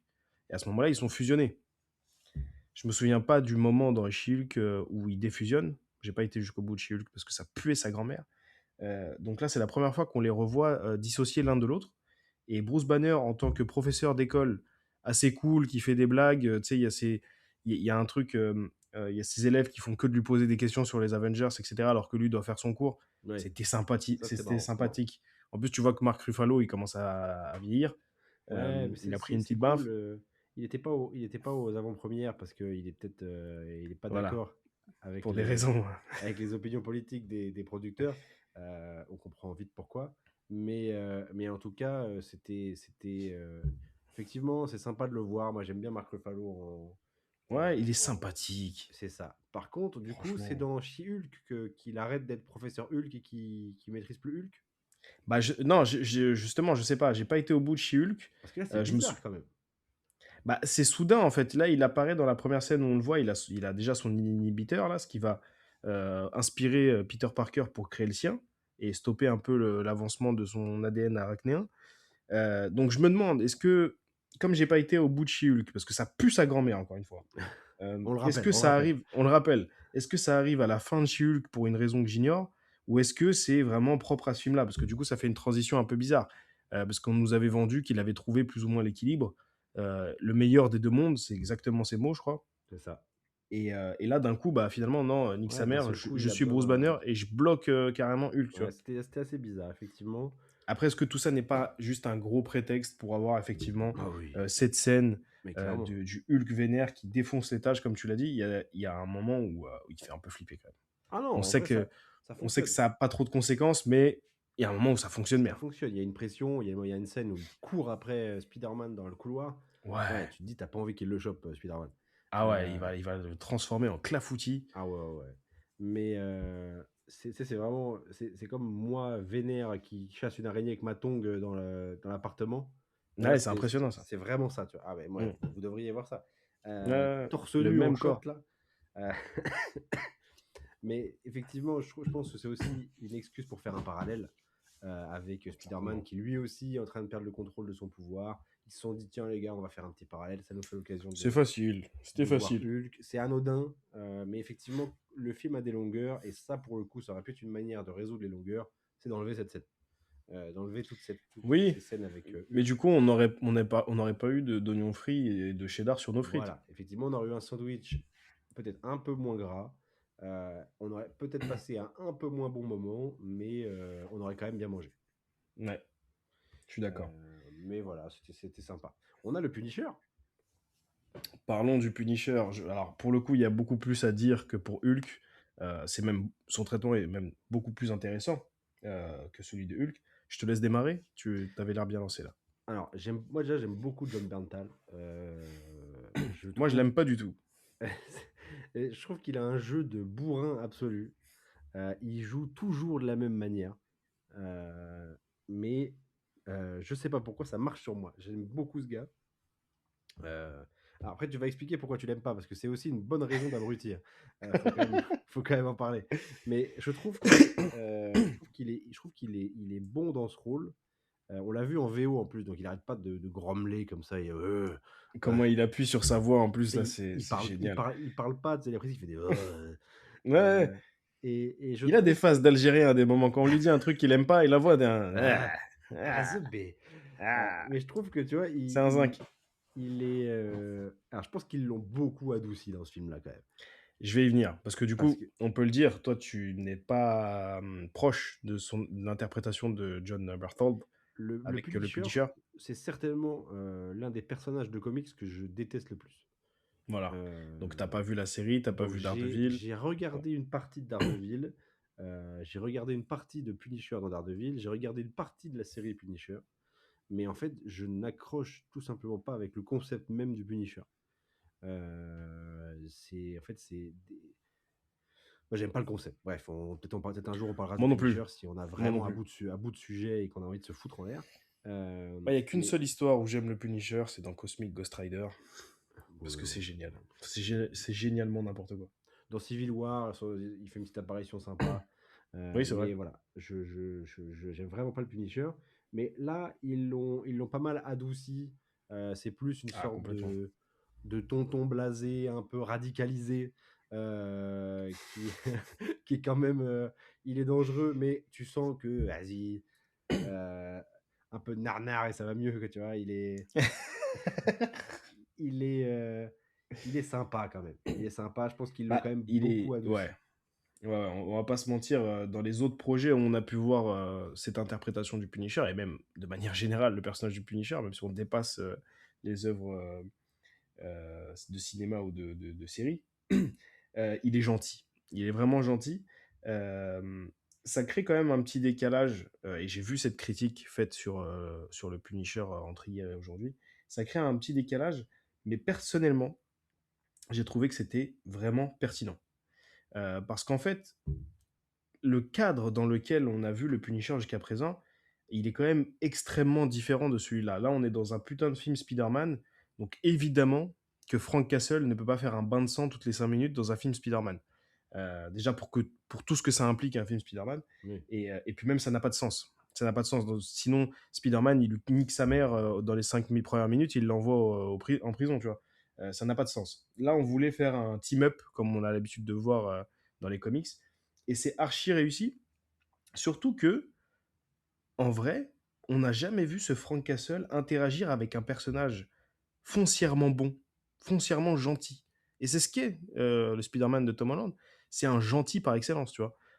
Oui, c'est un mec qui Il est plein est... d'enthousiasme, d'optimisme, qui Voilà. est très lumineux et on sent qu'il apporte un peu à ce niveau-là à Frank Castle. Maintenant, j'imagine que je me mets à la place d'un fan du Punisher, c'est-à-dire Ouais, mais les fans non, de vas-y, Punisher, frère... vas-y. Non, ouais, mais je sais ce que tu allais dire, mais les Tu fans vois, de Punisher, vas-y. d'un mec, Ils bref, ont quand même... Alors, faut pas je faire vais de pas, généralité dans la je vie, vais pas hein. dire du mal des fans de Punisher, parce que Non, peut-être non, qu'il y mais en a faut pas faire de des, généralité, mais ils ont quand même très souvent les mêmes tares, hein, si je peux me bah, permettre. pour moi, c'est particulier d'être fan de Punisher. Pour moi, si ton super-héros préféré, c'est le Punisher, c'est que tu es potentiellement dangereux Hmm. ou que tu n'es jamais sorti de chez toi et que Hmm. peut-être tu devrais ouvrir la fenêtre de ta chambre parce qu'il y a de grandes chances que ça pue. Voilà, c'est ça. Il faut prendre des Vraiment, douches aussi. voilà. Mais je me mets à la place quand même d'un fan de Punisher parce que des fois, ça a pué dans ma chambre. Euh, et Là, actuellement, là, je suis dans ma cuisine, ça va. Mais je me dis, quand même, ça doit foutre un peu le seum de voir ton personnage préféré, cette espèce d'énorme nazi fasciste. bah, le Là, truc, tu le c'est vois un que... mec sympa qui fait des blagues. Je pense que ça peut Bah, faire c'est un peu mal. ça. Bah, en fait, ça rejoint ce que tu disais il y a 2 secondes. Après, ça dépend aussi. Tu l'aimes pourquoi le Punisher, tu vois. Moi, je peux apprécier le personnage du Punisher dans certaines histoires ou quoi, parce qu'il y a ce point de vue, qui est celui du Punisher, qui est foncièrement mauvais. Le point de vue de Punisher, il est pas bon. C'est pas un super-héros. Ce qu'il dit, sa méthode n'est pas la bonne, tu vois. Mais on peut apprécier le fait que on voie sa méthode avec la méthode d'un autre personnage qui se contredisent un petit peu. Tu sais, le truc de il est fan de Captain America, c'est un Oui. des rares Ça, j'aime mecs beaucoup ce qu'il paradoxe. respecte. Moi aussi.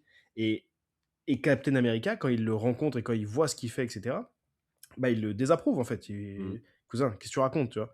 Et l'autre le respecte tellement qu'il ose presque pas lui dire va te faire Mais enculer. comme Alors dans qu'il le Civil War. dirait à Iron Man. Bah, on le voit dans Civil Dans War, Civil on War, le il se voit dans fait d'autres trucs. passer à tabac par Captain America et il réplique pas parce que justement, il a Exactement, parce qu'il le respecte. trop de respect.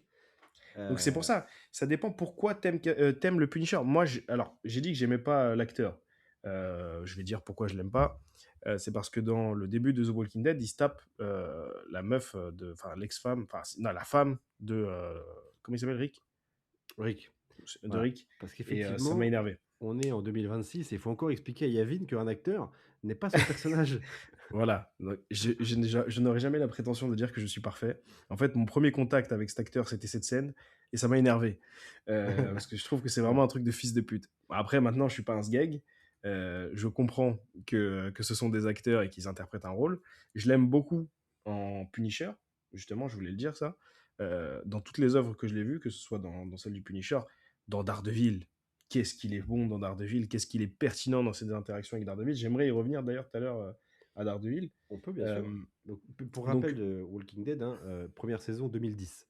Donc, ça fait 16 Voilà. ans que Yavin se Non, trimballe cette. ça fait pas 16 ans parce que je me la suis tapé. Enfin, le début, je me le suis tapé bien longtemps après. Mais on Donc, retient j'avais pas même que pas l'excuse d'être trop jeune. c'est ça. Vous vous rendez compte avec qui je travaille, vous vous rendez compte que c'est pas possible.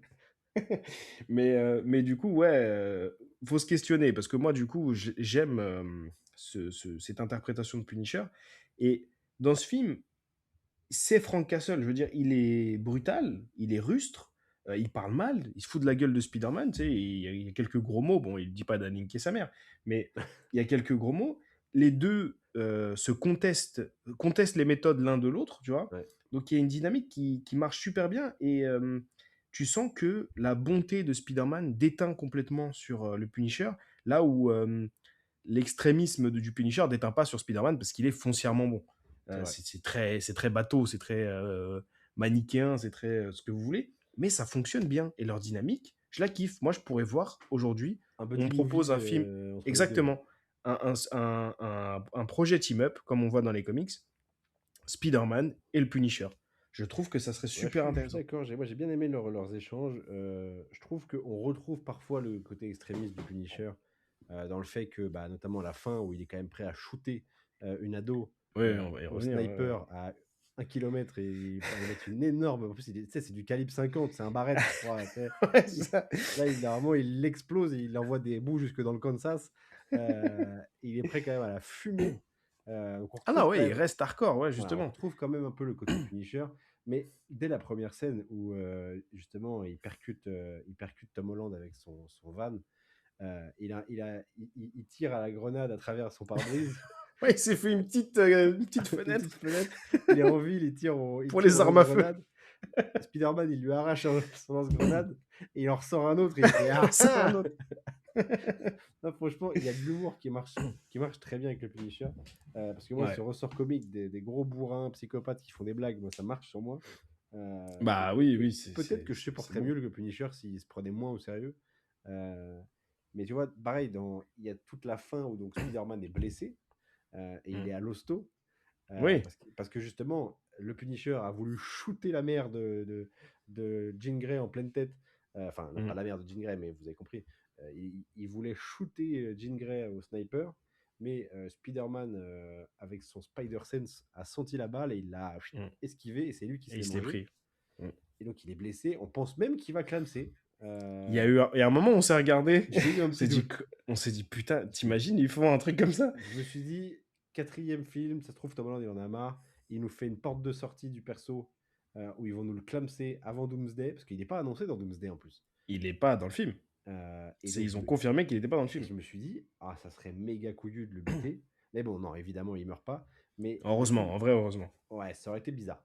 Et il y a toute une scène, du coup, il est à l'hosto, et du coup, le Punisher s'en veut d'avoir failli fumer Spider-Man. C'est lui qui l'amène. On a une belle scène où il tient Spider-Man dans ses bras et il hurle. Enfin, on l'entend pas hurler parce qu'à ce moment-là, c'est muet, c'est qu'il y a que la musique.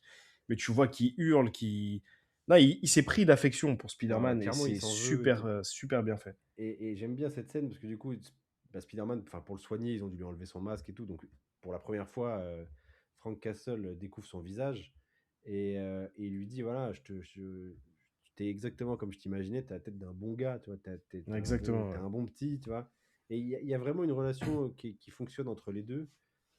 Et après, t'as toute une scène où, pour faire diversion, le Oui. Punisher met le masque de. Parce qu'évidemment, il y a toute une foule de gens qui est devant l'hôpital à acclamer Spider-Man en mode héros. Oui, de parce la que ville. New York sait qu'il s'est fait plomber. Voilà. Et du coup, pour faire diversion, le Punisher met le masque et les gants de Spider-Man à la fenêtre pour faire genre Ouais, il est à la fenêtre. Et ouais. comme ça, Peter peut sortir en civil de l'hôpital discrètement. Et Mm. tu vois le Punisher qui hurle comme un golemon à la fenêtre en Brrr. mode... Et c'est hilarant. Franchement, c'est marrant. Ça, c'est Franchement, c'est marrant. hilarant. Tu vois qu'il se prend au jeu. Ouais, Et le même mec, il égorgeait des mafieux dans sa série. ouais, c'est C'est très ça. bizarre quand même. Franchement, j'avoue. Bah, je pense qu'il va avoir parce que alors honnêtement, j'aimerais beaucoup que le Punisher de John Bernthal reste comme ça. Je pense pas. Il va y avoir un moment une couille qui se passe et il va redérailler, tu vois. C'est Mais sûr. franchement, j'aime beaucoup cette dynamique. Mais, J'aime vraiment beaucoup cette version du Punisher. mais Là, il est justement, si, intéressant. Il a un truc à dire là. carrément, s'il redéraille, ça serait intéressant justement que Spider-Man s'en mêle, tu vois. C'est ça. En mode, imaginons, parce que là, pour le coup, effectivement, le Punisher, à un moment, il faut qu'il évolue. Moi, c'est l'un des problèmes que j'ai avec le Punisher, c'est que de ce que je connais, moi, je n'ai pas constaté beaucoup d'évolution. Maintenant, effectivement, j'ai pas lu énormément de comics du Punisher, parce que assez vite, je me suis rendu compte que j'aimais pas. Mais là, pour le coup, le Punisher, à un moment, il faut qu'il évolue. Il peut pas rester tout le temps dans un extrémisme complet, comme un templier de la vengeance, tu vois. Et là, pour le coup, il commence à évoluer un petit peu. Si Mm. derrière, il replonge et qu'il repart en couille sa race, ça serait intéressant justement que le lien qu'il ait créé avec Spider-Man Il le et avec ramène, ouais. potentiellement Daredevil, tu vois, on peut envisager aussi un espèce de triangle entre les trois pour essayer de ramener Ah, c'est Frank à la trois raison, tu vois. personnages qui vont bien ensemble, hein. Franchement, il y a rien à dire. De ouf, ça peut. Ça matche bien. Si Marvel se chie pas dessus, ça peut être intéressant. Et c'est vrai Non, que moi, je suis j'ai parfaitement adoré le d'accord. Punisher dans ce film. Franchement, Moi aussi. J'avoue que quand l'info avait fuité à l'époque, comme quoi il y allait avoir le Punisher et Hulk dans ce film, je me suis dit, putain, quand même, c'est dommage de foutre le Punisher plutôt que Daredevil. Mais en fait, quand je réfléchis maintenant que j'ai vu le film, c'était beaucoup plus intéressant d'avoir cette dualité, cette comparaison entre, encore une fois, je me répète, mais entre le Spider-Man qui est vraiment foncièrement bon et le Punisher qui est un gros taré, tu vois. ouais. Euh, mais c'est le bien qui va l'emporter dans cette relation parce qu'il n'y a que le Punisher qui finit par ressentir des trucs. À Par la fin, ils évoluer. rigolent même ensemble. Spider-Man, à un moment, il lui se fout même de sa gueule. Il lui dit Ah, Parce t'es en qu'il a train de chialé. chialer. et, et c'est super cool. Il y a aussi une scène, vite fait, que j'ai kiffé. C'est au moment où Hulk part en couille. Il y a Spider-Man qui dit parce que Punisher ramène sa fraise. Et Spider-Man lui dit clairement, en gros, tu fais pas le poids. Qu'est-ce que tu fais là Tu vas lui tirer dessus jusqu'à demain. Et il y a un moment où Spider-Man essaye de sauver ce Punisher pour pas qu'il se fasse malaxer. Et ce con, pendant qu'il se fait traîner par la toile, il continue d'allumer Hulk. De tirer. Genre vraiment, c'est un golemon fini. Et Ça le rassure. En il y a... fait, tirer sur des trucs, ça le rassure. Exactement. Le mec, il y a un truc de 4 mètres, de 4 mètres sur 4 qui l'attaque. Et il y a une scène où il y a un ralenti où genre Spider-Man le traîne pour essayer de l'en empêcher. Et l'autre, ce gars, il continue à le headshot. En Genre. plus, John Berntal, je pense qu'il est conscient du visage qu'il a. Il a un visage très particulier. Et des fois, il fait des teutés. Il a une tête de ouf. T'as l'impression qu'il a un QI de 25. Il y a le moment où il arrive pour justement, où il estime qu'il est en train de sauver la vie de Spider-Man parce qu'il est en train de tirer sur Hulk. Bon, évidemment, il lui fait rien. Et en fait, il arrive en beuglant comme un Ouais, trou du cul. ouais, c'est Et vrai, il c'est tire, vrai. et en criant, il fait quasiment autant de bruit que sa sulfateuse. Là, il ne sait pas ce qu'il fout. Ah non, c'est un gros taré. Non, c'est Ah, un c'est gros, c'est génial. génial. Non, Franchement, c'est c'est très génial. marrant. J'ai kiffé le Punisher dans ce film, vraiment. Et ouais, ça marche bien. Et c'est vrai que le Punisher est un ressort comique du film qui fonctionne bien. Et C'est ouf, surprenant. ouais. Et sans forcément. Alors, effectivement, comme tu l'as dit tout à l'heure, les fans hardcore de Punisher peuvent voir un problème là-dedans parce que ça pourrait, entre guillemets, dénaturer certains aspects du personnage. Mais là, pour le coup, c'est vraiment bien fait. C'est forcé à aucun moment. L'humour, il marche bien. C'est parfait, en fait. Moi, je l'ai pas aimé parce que le Punisher, il était pas assez nazi dans ce film. Il tire pas sur assez de Il minorités. tuait pas assez de minorités visibles. Non, mais franchement, génial. Moi, je suis pour que le MCU vraiment. Alors, faut pas non plus partir en couille, mais je suis pour que le MCU donne une autre dimension au Punisher.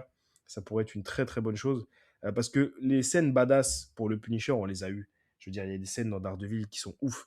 Il y a des dialogues entre Daredevil et le Punisher qui sont géniales parce que, tu sais, Daredevil, contrairement à Spider-Man, il est toujours sur la brèche de la violence. Ouais. Un peu comme Batman, tu vois. Il y a plein de similitudes de toute façon entre ces Carrément. personnages-là. Il est toujours à ça de vraiment partir en couille et De la potentiellement, brutalité. ouais, exactement, de la sanction. Et il est vraiment à pas grand-chose d'être le Punisher en final, tu vois. Et tu sens qui se voit aussi des fois au Ouais, Punisher. ouais, c'est très- Et du coup, en fait, le Punisher, c'est presque, dans leur relation, c'est presque, tu sais, le petit diable sur son épaule. C'est genre en mode, eh, vas-y, fume-le, il nous casse les couilles, ce fils de pute. c'est ça. Et des fois, ça fonctionne presque sur Daredevil. Là où vraiment Spider-Man, comme il est vraiment foncièrement bon, Ouais, ça fonctionnera jamais. ça fonctionnera jamais. Et c'est trop cool. Vraiment, Non, je c'est trouve vrai, ça trop cool. c'est vrai. Bah, il reste le dernier gros morceau de ce film en termes de personnages. Oui, tout à fait. Puisqu'on a effectivement Jean Grey, Joué par Sadie Sink. Sadie Sink, Le secret aura été gardé jusqu'à la fin. voilà, connu pour notamment le rôle de Max dans Stranger Things, qui était l'une de celles qui s'en sortait le mieux dans les dernières saisons en termes d'acting, parce que les dernières saisons de Stranger Things en termes d'acting, il y avait à boire et à manger, et surtout à boire du pipi. Et là, pour le coup, dans ce rôle, dans le rôle de Jean Grey, elle s'en sort très très bien. Elle joue très bien, hein. Franchement, il n'y a pas grand-chose à lui reprocher sur ce Ouais, film. franchement, L'intensité, elle est là. ouais, ouais, ouais. On va parler du traitement du personnage, où là, il y a quelques disparités. Ouais. Bah, disons que rien que sa présence soulève des questions, et ça, c'est un point dont on a beaucoup parlé à la sortie du cinéma, et je te laisserai en parler parce que c'est ton point. Mais je trouve que la manière dont elle est amenée, au début, un peu encapuchonnée, une silhouette qui prend possession des gens en faisant des espèces de sauts entre les gens, ça, au début, c'est un peu bizarre. Oui. En fait, après, c'est expliqué plus tard, c'est que on se rend bien compte que c'est une Jean Grey qui est pas encore en pleine possession de ses pouvoirs. C'est une Jean Grey Year One. Elle va avoir un gros gap de pouvoir à la fin du film quand même. Déjà dans le film, ouais. Et on voit, et nous, on sait qu'il y a encore un autre gap, au moins un, qui arrivera après.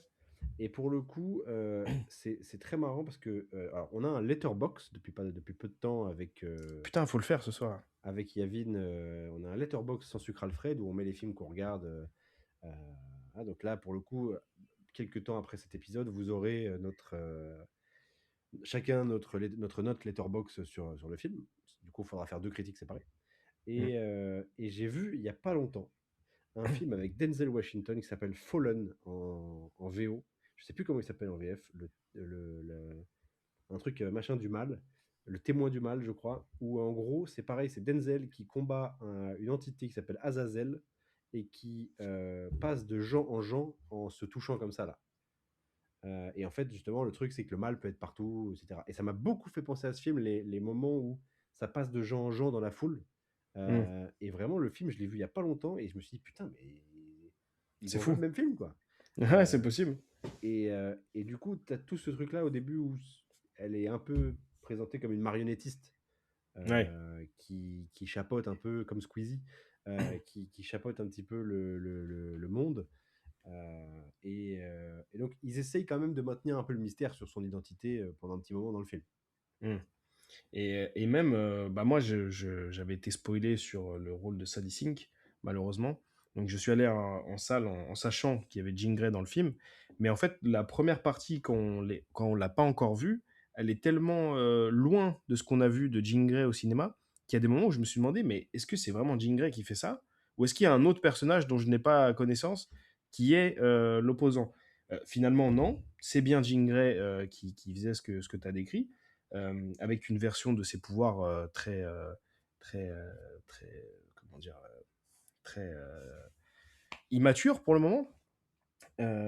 Mais par contre, ça revient un peu à ce qu'on disait tout à l'heure, c'est qu'il y a une première partie du film où c'est le diable, Jean Grey. Elle va très loin. Elle va très très loin. Elle a son petit moment circonstance atténuante, parce qu'évidemment, aux yeux de la grande histoire du MCU, ça ne restera pas un méchant, c'est logique. Mais il y a une première partie où elle va très très loin, dans le but de retrouver sa sœur qui du coup, bon, on va pas raconter le film, mais qui du coup a été emprisonnée par le Damage Control, qui est finalement l'entité à l'origine de tous les maux de ce film. Et effectivement, elle va très très loin, notamment la scène qu'on a décrite tout à l'heure, enfin que tu as décrit tout à l'heure, où elle prend possession d'MJ, elle se fait passer pour la vraie MJ, elle dit à Peter tout ce qu'il a envie d'entendre, à savoir non mais ça y est, je me souviens, elle l'embrasse et tout, et après dans l'oreille, elle lui dit vas-y, serre-la fort dans tes bras. Et là, tout le monde comprend que c'est elle. Franchement, elle va très très loin. Ouais. Et il y a même une dans la scène cruauté. où justement il y a toute une course entre elle qui saute de personne en personne et Mmh. lui qui voltige pour essayer justement en gros, ça va être au premier qui arrive chez MJ. Mmh. Et il y a quand même un moment où elle met un vieux au milieu de la route et il se prend une voiture. Putain, c'est vrai. Là, je suis désolé, mais le vieux, il est clamsé, en vrai. Ah, non, possible. Non, mais en fait, elle n'a pas de limite à ce moment-là. Parce qu'à un moment, elle prend possession d'un mec, du Punisher, et elle le fait tirer dans des mecs, et elle dit la prochaine, c'est dans la tête. Et on Mmh. voit qu'ils sont pas morts, parce que quand même, c'est le MCU, faut Il être bouge, sympa. ouais, ouais. Mais à ce Mais moment-là, ce vieux, le petit vieux qu'elle a fait passer sur un capot de voiture, je suis désolé, mais à mon avis, il est clamsé. il est pas frais en tout cas. Et ça, S'il est pas mort, ouais, c'est ça. Et c'est quand même assez bizarre, c'est que vraiment, au début du film, pendant une bonne moitié du film, tu peux vraiment penser que c'est vraiment une antagoniste mal intentionnée. c'est ça. Et puis, nous, Jean Grey, on a eu l'habitude de la voir en personnage foncièrement bon, qui avait du coup une part d'ombre enfin, en l'entité du Phénix. Là, on commence quand même l'histoire de Jean Grey du MCU de l'autre côté de la barrière, quoi. C'est-à-dire qu'elle commence en tant qu'antagoniste, comme tu l'as dit, en tant que méchant, cruel et froid, tu vois. Et ça, c'est très surprenant dans le traitement de Jean Grey, parce qu'on sait que, du coup, quand tu castes Sadie Sink, déjà à la base, c'est pour la durée, et surtout un personnage comme Jean Grey, qui va être au cœur de la saga du MCU et tout, enfin, de la saga mutante du MCU, la future saga Bah ouais, mutante. là, ils sont en train d'annoncer petit à petit des castings potentiels sur X-Men. On sait qu'ils veulent renouveler tout ça. Ça va certainement être la Jean Grey du MCU, donc personnage central. Ouais, effectivement, il pouvait pas la faire rester méchante trop longtemps. C'est Maintenant, sûr. je trouve il la laisse quand même aller assez loin dans ce qu'elle fait, et je trouve que Ouais. c'est vrai qu'effectivement, c'est intéressant. Euh, C'est une approche, en tout cas, qu'on aime ou qu'on n'aime pas, c'est une approche, et qui plus est, une approche qui est parfaitement originale, parce que Jean Grey a été interprétée 2 fois dans l'histoire. La meuf de Game of Thrones et l'autre, je me souviens plus. Sophie Très peu Turner, précis. Sophie Voilà. Turner et Femme que j'enseigne, on va quand même les citer. Voilà. Et les deux étaient plutôt bien. Elles ont fait Franchement, un bon boulot. Elles ont fait un bon boulot, mais je veux dire, elles sont pas sorties du cadre de Jean Grey, quoi. c'est vrai. C'est la Jean Grey classique. Là, on a vraiment une proposition différente. Alors, je peux entendre que certains n'apprécient pas ce décalage et tout. Moi, je trouve ça cool, Ouais, personnellement. Tout ce qui touche à Jean Grey dans le film, de toute façon, j'ai plutôt apprécié. À faudra part un voir sur la point dont on durée. reviendra, mais Faudra voir sur la durée aussi ce que ça donne, mais je trouve que l'ampleur de ses pouvoirs aussi dans le dernier quart du film est vraiment montrée de manière impressionnante. oui, oui, Et oui. clairement, à ce moment-là, il n'y a pas grand monde qui l'arrête. Il y a un côté Euh, X-Men 3 à ce moment-là. Ouais, ouais, à part Frank Ouais. Castle et son énorme fusil. Mais à part ça, il n'y a pas grand monde qui peut l'arrêter. Il y a une scène où elle soulève le chef de Damage Control, là, donc comme tu l'as dit, Mm. en gros, c'est un espèce de shield un peu underground qui fait des saloperies. Oui, Euh, c'est ça. et elle le soulève comme ça à distance. Et il y a un plan large où elle le ramène à travers la pièce en flottant là. Oui, avec les pieds qui traînent, le haut des pieds qui Ouais, ouais, traînent, la ouais, c'est pointe un là. senior site à ce moment-là. Ah ouais, non, elle est flippante. Et même avec les bouts de verre qu'elle lui met autour de la Ouais, tête, tu ouais. sens qu'à tout moment, elle lui lacère sa tente. Et elle le joue, et elle le joue très bien dans le côté à la fois vulnérable quand il faut l'être à la fin, notamment quand on va découvrir avec ce qui s'est passé avec sa sœur, etc. Mm. Et à la fois, des fois, tu sens elle a de la haine en elle, et je trouve qu'elle le Bah fait ouais. très très bien, quoi. Ouais, franchement, c'est en termes d'interprétation, l'intention du scénario de faire une Jean Grey comme ça est intéressant. L'interprétation de Sadie Sink est aux petits oignons. Franchement, cette introduction de la première mutante du MCU est vraiment, il y a de quoi être optimiste. Il y a vraiment Et, de quoi être et optimiste. elle prend de la place dans le film, mais c'est pas usurpé. Aussi, ouais. C'est-à-dire qu'elle Exactement. elle vole pas la vedette, Non. malgré le fait qu'elle soit à peu près, on va dire, qu'elle occupe à peu près 40% du film en vrai. Euh, Bah, elle est là quasi constamment. Après, elle n'est pas toujours au cœur des scènes, elle n'est pas toujours. Parce qu'il se passe beaucoup de choses dans le film. Mais oui, non, elle fait partie du film, c'est sûr. Et je trouve que ouais, c'est intéressant de lui avoir donné directement un rôle aussi balèze. Mm, Et je suis très curieux de voir ça. Et malgré tout, je trouve qu'elle arrive à ne. Elle et Spider-Man arrivent à ne pas se parasiter en termes mm, d'importance dans le film. Ils arrivent vraiment à coexister dans le même film, à laisser coexister le Punisher, à ouais. laisser coexister MJ et dans une certaine mesure Ned.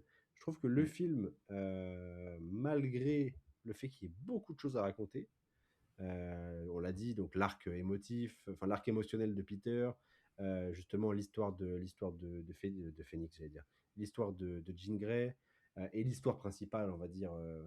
Ils arrivent à cohabiter tous. Il y a un vrai vivre ensemble dans ce film C'est vrai qu'il marche bien. Non, mais c'est vrai ce que tu dis, hein. qui Tu fait chaud rigoles. au cœur, tu vois. Mm. Et ça pourrait être pareil en France, putain, si on s'aimait tous. Voilà, on en revient aux Bordel. adeptes du Punisher. Mais tu vois, je Mais trouve, je trouve que ça marche bien.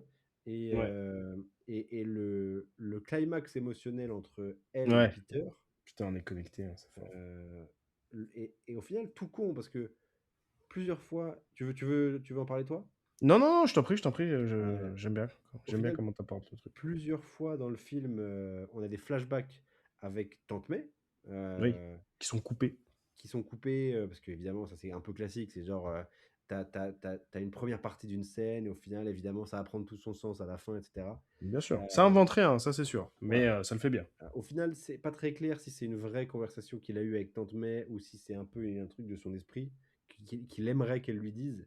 Parce qu'au Mm. final, euh, je vois pas trop à quel moment elle aurait pu lui faire ce discours-là pour que ça colle avec ce qu'il vit actuellement. Tu vois, Bah, ça peut être que après Homecoming, de toute façon. ouais, mais est-ce que ça colle pas vraiment avec ce qu'il vivait à l'époque, tu vois? Donc, Ah oui, oui, oui, bien sûr, ouais. est-ce que c'est ce que lui voudrait que, que sa tante puisse lui dire, ou est-ce que c'est vraiment une discussion qu'ils ont eue?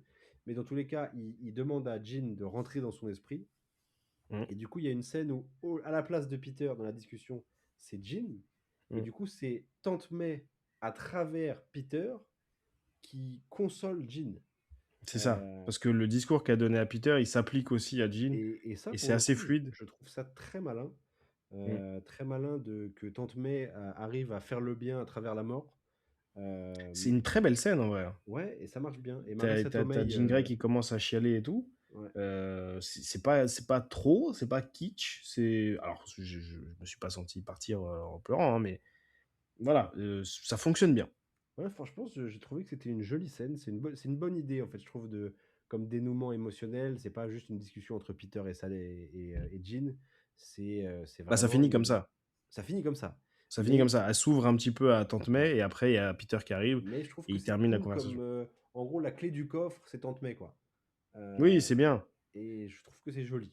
C'est joli comme idée. Et même, bon, là, je dis la fin, mais euh, je m'attendais à ce qu'elle reste à New York avec Peter, tu sais. Et que même, tu sais, ça devienne un personnage qu'on voit un peu souvent. Bah, je me disais aussi qu'il y a le manoir Xavier qui devrait arriver, donc elle devrait pas être trop trop loin non plus. Mais elle se casse à la fin du film, quand Peter, du coup, est en convalescence à cause de la balle de calibre 75 qu'il a pris dans le dos. Et elle se barre. Et en vrai, j'ai réfléchi, je me dis en vrai, si elle se barre, la seule raison pour laquelle elle pourrait se barrer, parce elle le dit, hein, j'ai personne, moi, tu vois. Et Mhm. Spider-Man lui dit, si, maintenant tu m'as moi, tu vois. Et j'ai trouvé ça joli. Et c'est pour ça que je croyais qu'elle allait rester. Mais pour moi, si elle se barre, c'est qu'elle est dans Doomsday. Bah, je pense qu'elle va être dans Doomsday. Mais surtout, laisse-moi vérifier un truc, mais je me demande si le manoir des X-Men, il est pas dans l'état de New York. Bah si, justement, c'est pour ça que je disais ça. Ouais, c'est ça, hein. Normalement, il est dans l'état de New York, quoi. Euh, et donc, oui, effectivement, quoi qu'il arrive, elle est pas loin. Ah, c'est pour Institut ça, ouais. Xavier, ouais, État de New York, États-Unis. Ouais. Donc, potentiellement, oui, je pense qu'elle sera dans Doomsday, surtout qu'on sait dans la bande-annonce de Doomsday qu'il y a le manoir Xavier, qu'il est détruit, etc. Ça pose des questions, évidemment. Est-ce que c'est le même univers? Est-ce que c'est pas le même univers? Ça va C'est être. là où moi, je vais avoir un gros problème. Voilà, ça, on va en discuter. Euh, mais franchement, ouais, pardon, petit rototo. Le développement de Jean, en tout cas, je l'ai trouvé intéressant. C'est une Mm. bonne entrée en matière. C'est cool que ce soit la première mutante qu'on voit en plus dans la MCU. Oui, ça, Même je suis si le mot d'accord. mutant n'est pas lâché. Alors, à un moment, alors, ça parle pas du tout de Jean Grey à ce moment-là, mais pendant une discussion entre Banner et Peter Parker, il y a les mots mutation qui sont prononcés.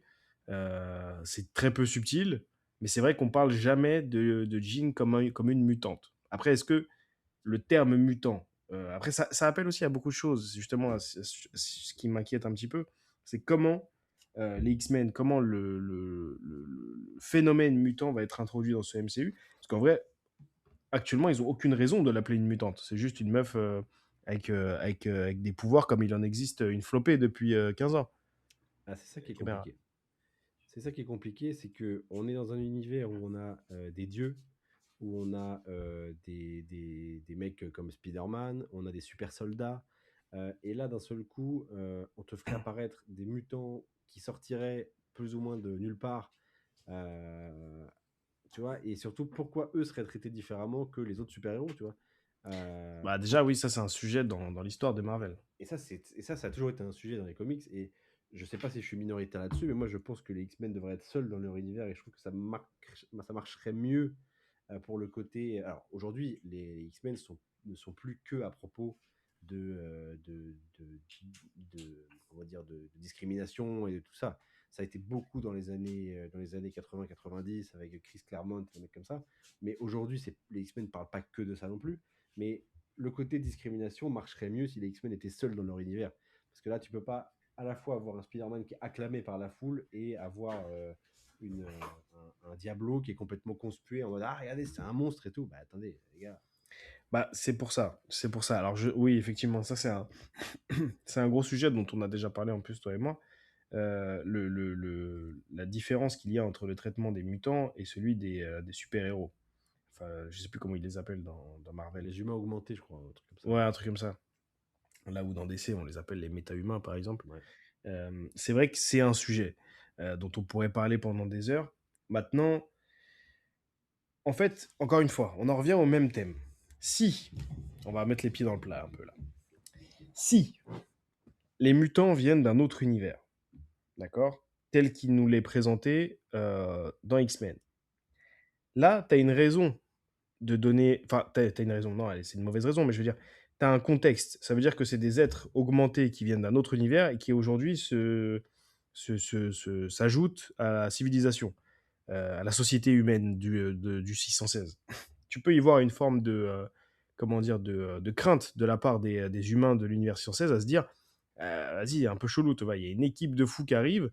Si en plus de ça, tu as un Magneto qui commence déjà à foutre un peu la merde, oula, ils peuvent se dire les immigrés, là, ils commencent à nous faire chier. Ouais. On en revient au Punisher.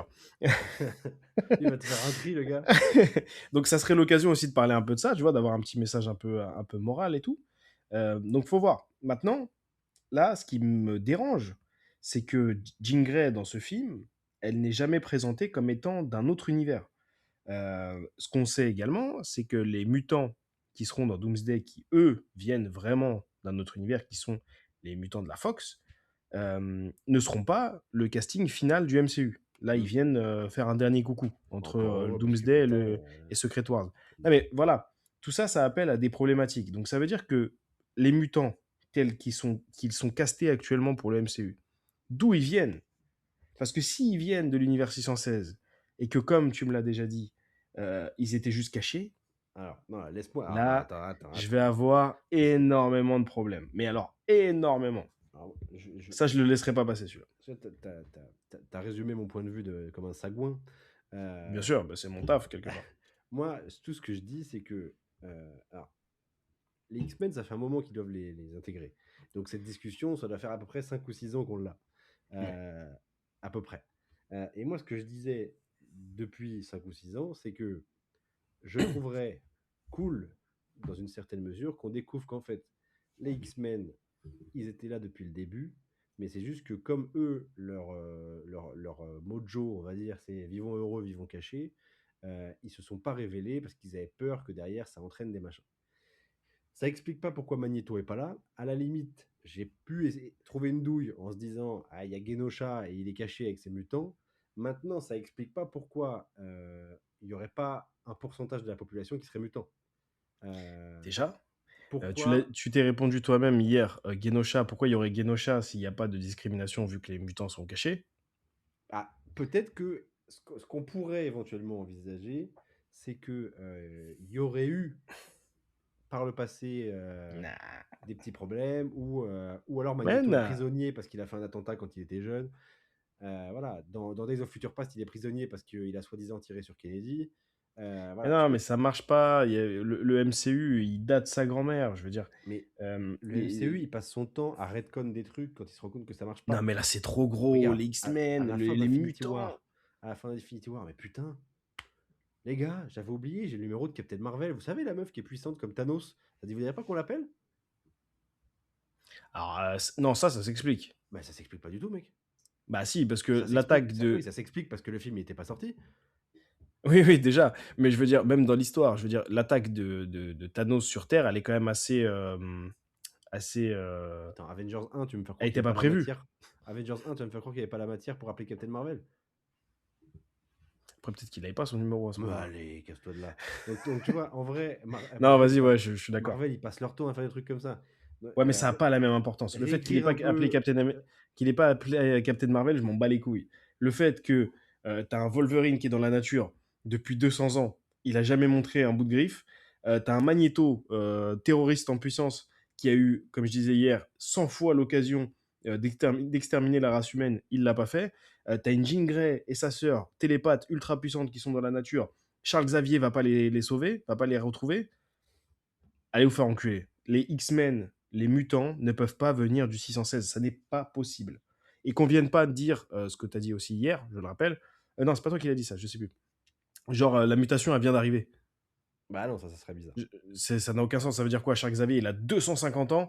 Pour son 251e anniversaire. Oh putain, je suis télépathe. Vous avez vu le mec? Lourd. Va te faire enculer. Non, les mutants ne peuvent pas venir du 616. Pour moi, il n'y a qu'une incursion qui peut faire que les mutants intègrent les 616. Et dans ce cas-là, il faudra rattraper les pots cassés et dire que Jean Grey vient d'une incursion. Je trouve ça fou que ça n'a pas été intégré déjà dans le film. En C'est le tout seul cas- problème que j'ai avec Jean Grey.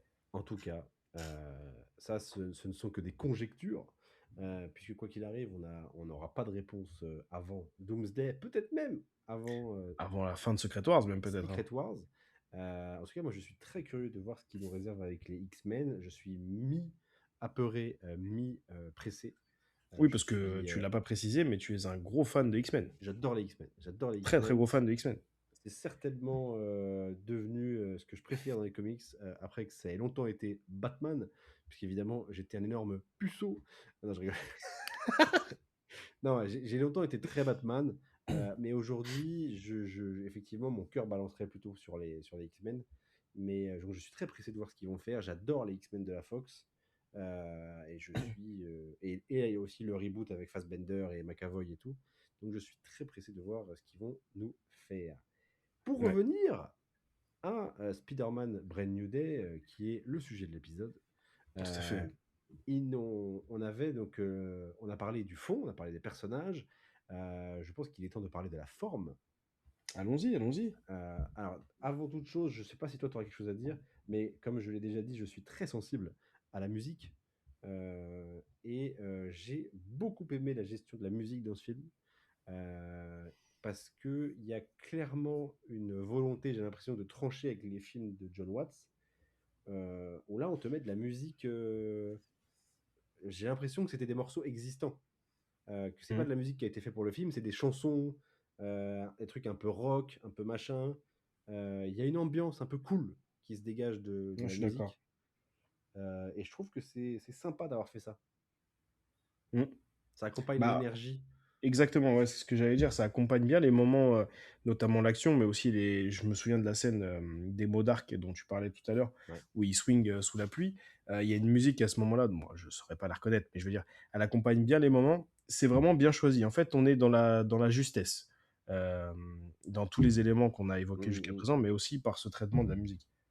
Et alors, j'ai reconnu aucun morceau à ma connaissance, mais en tout cas, c'était cool. Le thème du Spider-Man de Tom Holland ne revient pas tant que ça dans le film.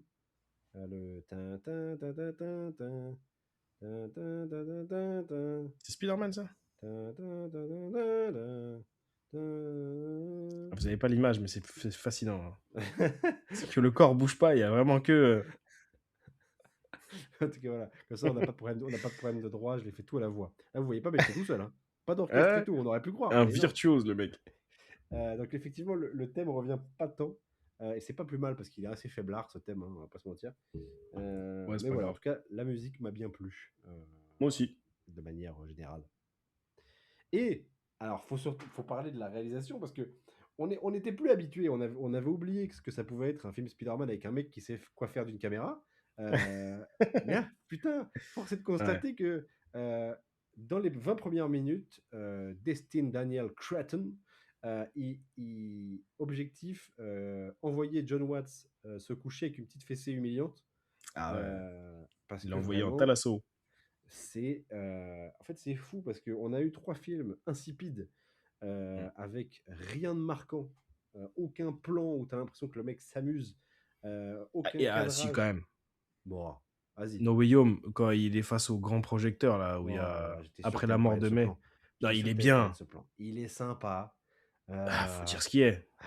en fait, il est sympa. Il y en a qu'un Maintenant, seul, ouais, autant le c'est garder. c'est un mec de dos avec un écran géant, c'est centré. Bon, Oui, bon, c'est joli, oui, quoi. ok, c'est joli, c'est machin. Moi, j'aime bien le gros plan de lui après, sous la pluie, Avec le sur le sang et tout, côté. là. Ouais, ouais. Mais non, puis il y a quelques bagarres dans No Way Home qui étaient un peu sympas quand il passe à travers le sol, etc. Mais dans l'ensemble, c'est quand même 3 films absolument fadas. C'est du riz blanc, même pas bien cuit. Euh, et là, on a un mec qui s'amuse. Moi, j'ai l'impression qu'il s'amuse avec sa caméra. Il se pose la question de tiens, où est-ce qu'on va faire le cadrage pour que ce soit un peu cool. Il y a un plan où il est assis sur une poutre, mais à l'envers. Du coup, tu as la ville à l'endroit, Oui, oui, c'est vrai, c'est vrai. lui à l'envers. Après, la caméra tourne. Et après, la caméra passe au-dessus de lui et il se lâche vers le bas. Mais du coup, pour la caméra, c'est vers le haut. Bon, c'est incompréhensible là, ce que je raconte. Mais si vous Non, mais verrez, c'est si ouais, vous ouais, voyez le c'est vrai film, que c'est pas. vous verrez de quoi je parle. Tu sens que le mec, il s'amuse avec ce qu'il fait. Tu sens que les chorégraphies de combat, elles sont taffées. Ouais, ouais, ouais, ça, c'est un point, ça. La bagarre, tu voulais en parler parce que c'est ton truc, la bagarre. Euh, Je suis le et, Punisher, en fait. Attends, je vais te laisser en parler après, mais vraiment, tu sens que le mec, il sait ce qu'il fait visuellement, que le travail des couleurs est présent. Il y a tout Oui, oui, le oui. moment où justement Spider-Man laisse un peu le côté sombre partir. Tu as un plan où il est un peu son masque est un peu dans l'obscurité, tu as l'ombre noire sur lui avec le rouge du costume qui ressort. On a un travail des couleurs dans ce film. On reproche souvent aux films modernes de ne pas travailler assez leurs couleurs et d'avoir une image assez grise et fadasse. Et là, je trouve que ce film-là essaye un peu quand même de travailler sa couleur avec, par exemple, les costumes de la main qui sont très rouges dans une Mhm. pièce très blanche. Ça tranche, quoi. Et je trouve que visuellement, le film est très réussi. C'est Et, très euh, vrai. et franchement, je serais John Watts actuellement. Je pense que je ne toucherai plus jamais à une caméra. Ouais, peut-être pas Euh, jamais, mais en tout cas, oui, il lui a fait une démonstration c'est de chaud. ce à quoi doit ressembler un film Spider-Man. T'as fait 3 films, il y a un mec qui arrive et il te met une. Encore une fois, j'ai rien contre John Watts, évidemment, je lui souhaite rien de mal, etc. Mais Non, mais il a pas été bon. ce film-là montre à quel point on a eu 3 films sans relief, quoi. Ouais. Sans aucune idée artistique un peu originale et un peu travaillée, quoi. Ça fait mal au cul. Non, je suis d'accord. Alors moi, je suis, comme vous le savez peut-être si vous suivez la chaîne, je suis une tub. Moi, la réalisation, ce genre de truc, je remarque pas tant de choses que ça. Donc c'est pour ça que je laisse mon bon Bob parler de ça. Mais effectivement, je te rejoins sur tous les points que tu as donnés. Que ce soit la couleur, que ce soit la musique, que ce soit la caméra. C'est vraiment impactant. Même pour moi qui n'ai pas l'œil, j'ai senti qu'on était sur un autre niveau. Ouais, ouais, non, c'est très très fort. Et franchement, c'est dynamique, le montage, il est. Alors, il y a justement, on parlait tout à l'heure du moment où ils refont des pochettes de comics, enfin Ah oui, les des, scènes là. des couvertures de comics. Le montage est un peu abrupt au départ. C'est-à-dire qu'il saute dans le vide et d'un seul coup, pff, on cut Oui, oui, sur c'est vrai. la première couverture. Ça fait un peu bizarre, ça fait un peu montage PowerPoint. Mm. Ça Mais fait un après, peu on abrupt. comprend à partir de la deuxième. Ouais, après, une fois que le montage se met en place, mais c'est vrai que la transition est pas. Mm. La transition me paraît un petit peu à retravailler, Destine. Tu me corrigeras ça. Le prof Euh, de réal. mais en tout cas, voilà, moi j'ai trouvé vraiment, j'ai très très bien mangé niveau visuel. J'étais comblé de ma soirée Ah, ça compte, hein, à ça ce compte, niveau-là. c'est sûr. Franchement, Et puis il y a la bagarre. la Euh, bagarre, bien pour évidemment. rejoindre un peu ce que tu dis, il y a vraiment un des points de réalisation que j'ai trouvé bien fait, c'est justement comment les scènes, les plans, le choix des plans et tout mettent bien en valeur l'action. Euh, Au-delà de ça, ça se chiffonne, et ça j'aime bien. Ça se chiffonne sans retenue. Il y a des moments plus impactants que d'autres. Bah, tout à l'heure, on l'a cité, le moment où il finit par contrôler l'Ultra Instinct, là. Ouais. Après, il en envoie des bonnes avant de faire cette magnifique toile. Euh, j'ai autant aimé visuellement, hein, et dans la chorégraphie et tout, j'ai autant aimé les passages à tabac de Spider-Man que les gunfights, tu vois.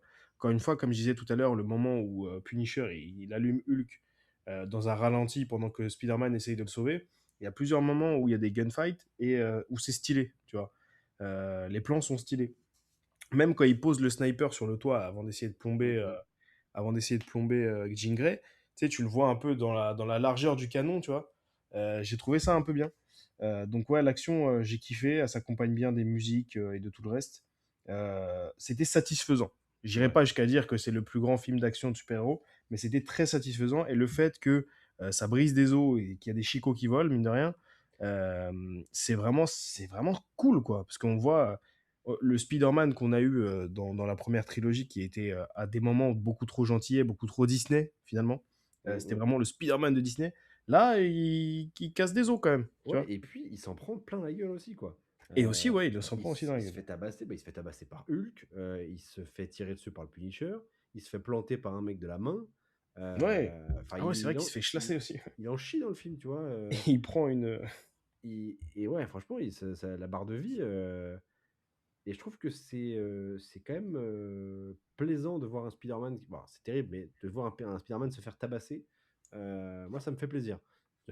Ah, c'est terrible, mais c'est vrai que le Spider-Man qui souffre sur tous les aspects, c'est impactant, quoi. C'est comme ça qu'on aime Spider-Man. Et tu vois, à la fin, quand il est sur son lit d'hôpital et tout, ça fonctionne, tu vois, le côté. Ouais, puis franchement, il y a vraiment un moment où je me suis dit, allez, il y a un petit 10% de chance qu'il nous le fasse clamser, quoi. Et vraiment, Ça aurait été, c'était. ça aurait été ouf. Et ça prouve Ouais. aussi que j'étais dans le film, tu vois.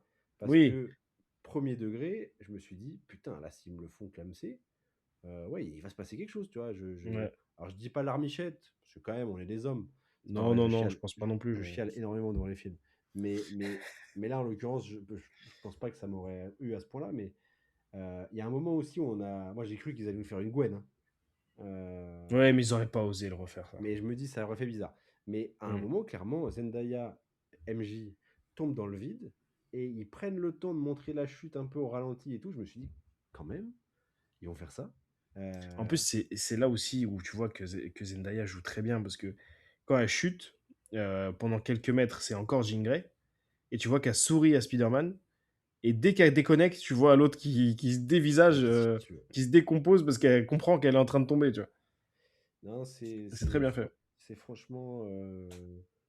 C'était visuellement, franchement, le film avait des moments de bravoure, des idées créatives, des belles couleurs. Et je trouve que un joli cœur émotionnel, des bonnes scènes de bagarre, et le tout dans un emballage séduisant, bah en vrai, est-ce que c'est pas ça qu'on attend d'un film de super-héros? Je suis assez d'accord. Est-ce qu'au final, c'est pas ça qu'on veut, quoi? Exactement, et tu nous offres une belle transition vers une conclusion, peut-être. Mais avec plaisir. À moins que tu aies autre chose à ajouter. Moi, je pense que je n'ai rien à ajouter. Ok. Euh, Euh, Bah, tu veux continuer ce que tu disais? Bah écoute, je peux conclure. Moi, je trouve que c'est un. Alors, je vais pas faire le mec à dire ah, c'est le premier bon film du MCU depuis machin, parce que très honnêtement, il y a eu tellement de films du MCU que je mélange les phases et tout. Mais en tout cas, ce qui est sûr, c'est que ça faisait longtemps qu'un film du MCU m'avait pas happé comme ça, m'avait pas autant même impressionné par moment, par une maîtrise visuelle et tout. Donc je suis très content d'avoir vécu ce film au cinéma. Je suis très content que ça montre aussi que le MCU peut encore nous surprendre, surtout avant Doomsday et avant Secret War. Ça rassure un peu quant à la capacité du MCU à nous apporter des émotions. Oui, c'est vrai Euh, ça aussi, ouais. et je me dis, ça serait bien que le MCU prenne ce chemin plus souvent, Mm. parce que vraiment, j'ai apprécié ce film. Où est-ce qu'on le placerait dans la hiérarchie des films Spider-Man? C'est trop tôt pour le dire. J'aimerais bien le revoir pour vraiment le placer. Ouais. Moi, j'avoue que je pourrais le placer très haut. Vraiment. C'est un film que je vais acheter, quoi qu'il arrive en physique, parce que j'aime le support physique, je suis un défenseur du support physique. Donc je sais que je vais l'acheter quand il sortira, je pense, vers Noël. Et là, peut-être que j'aurai une idée plus claire. De toute manière, un jour, on fera bien une rétrospective Spider-Man. C'est prévu, hein, fais pas genre. Et donc là, on aura peut-être l'occasion d'avoir un classement un petit peu plus clair. Mais en tout cas, voilà. Moi, pour conclure mon avis sur ce film, j'ai vraiment passé un excellent moment. J'adore Tom Holland.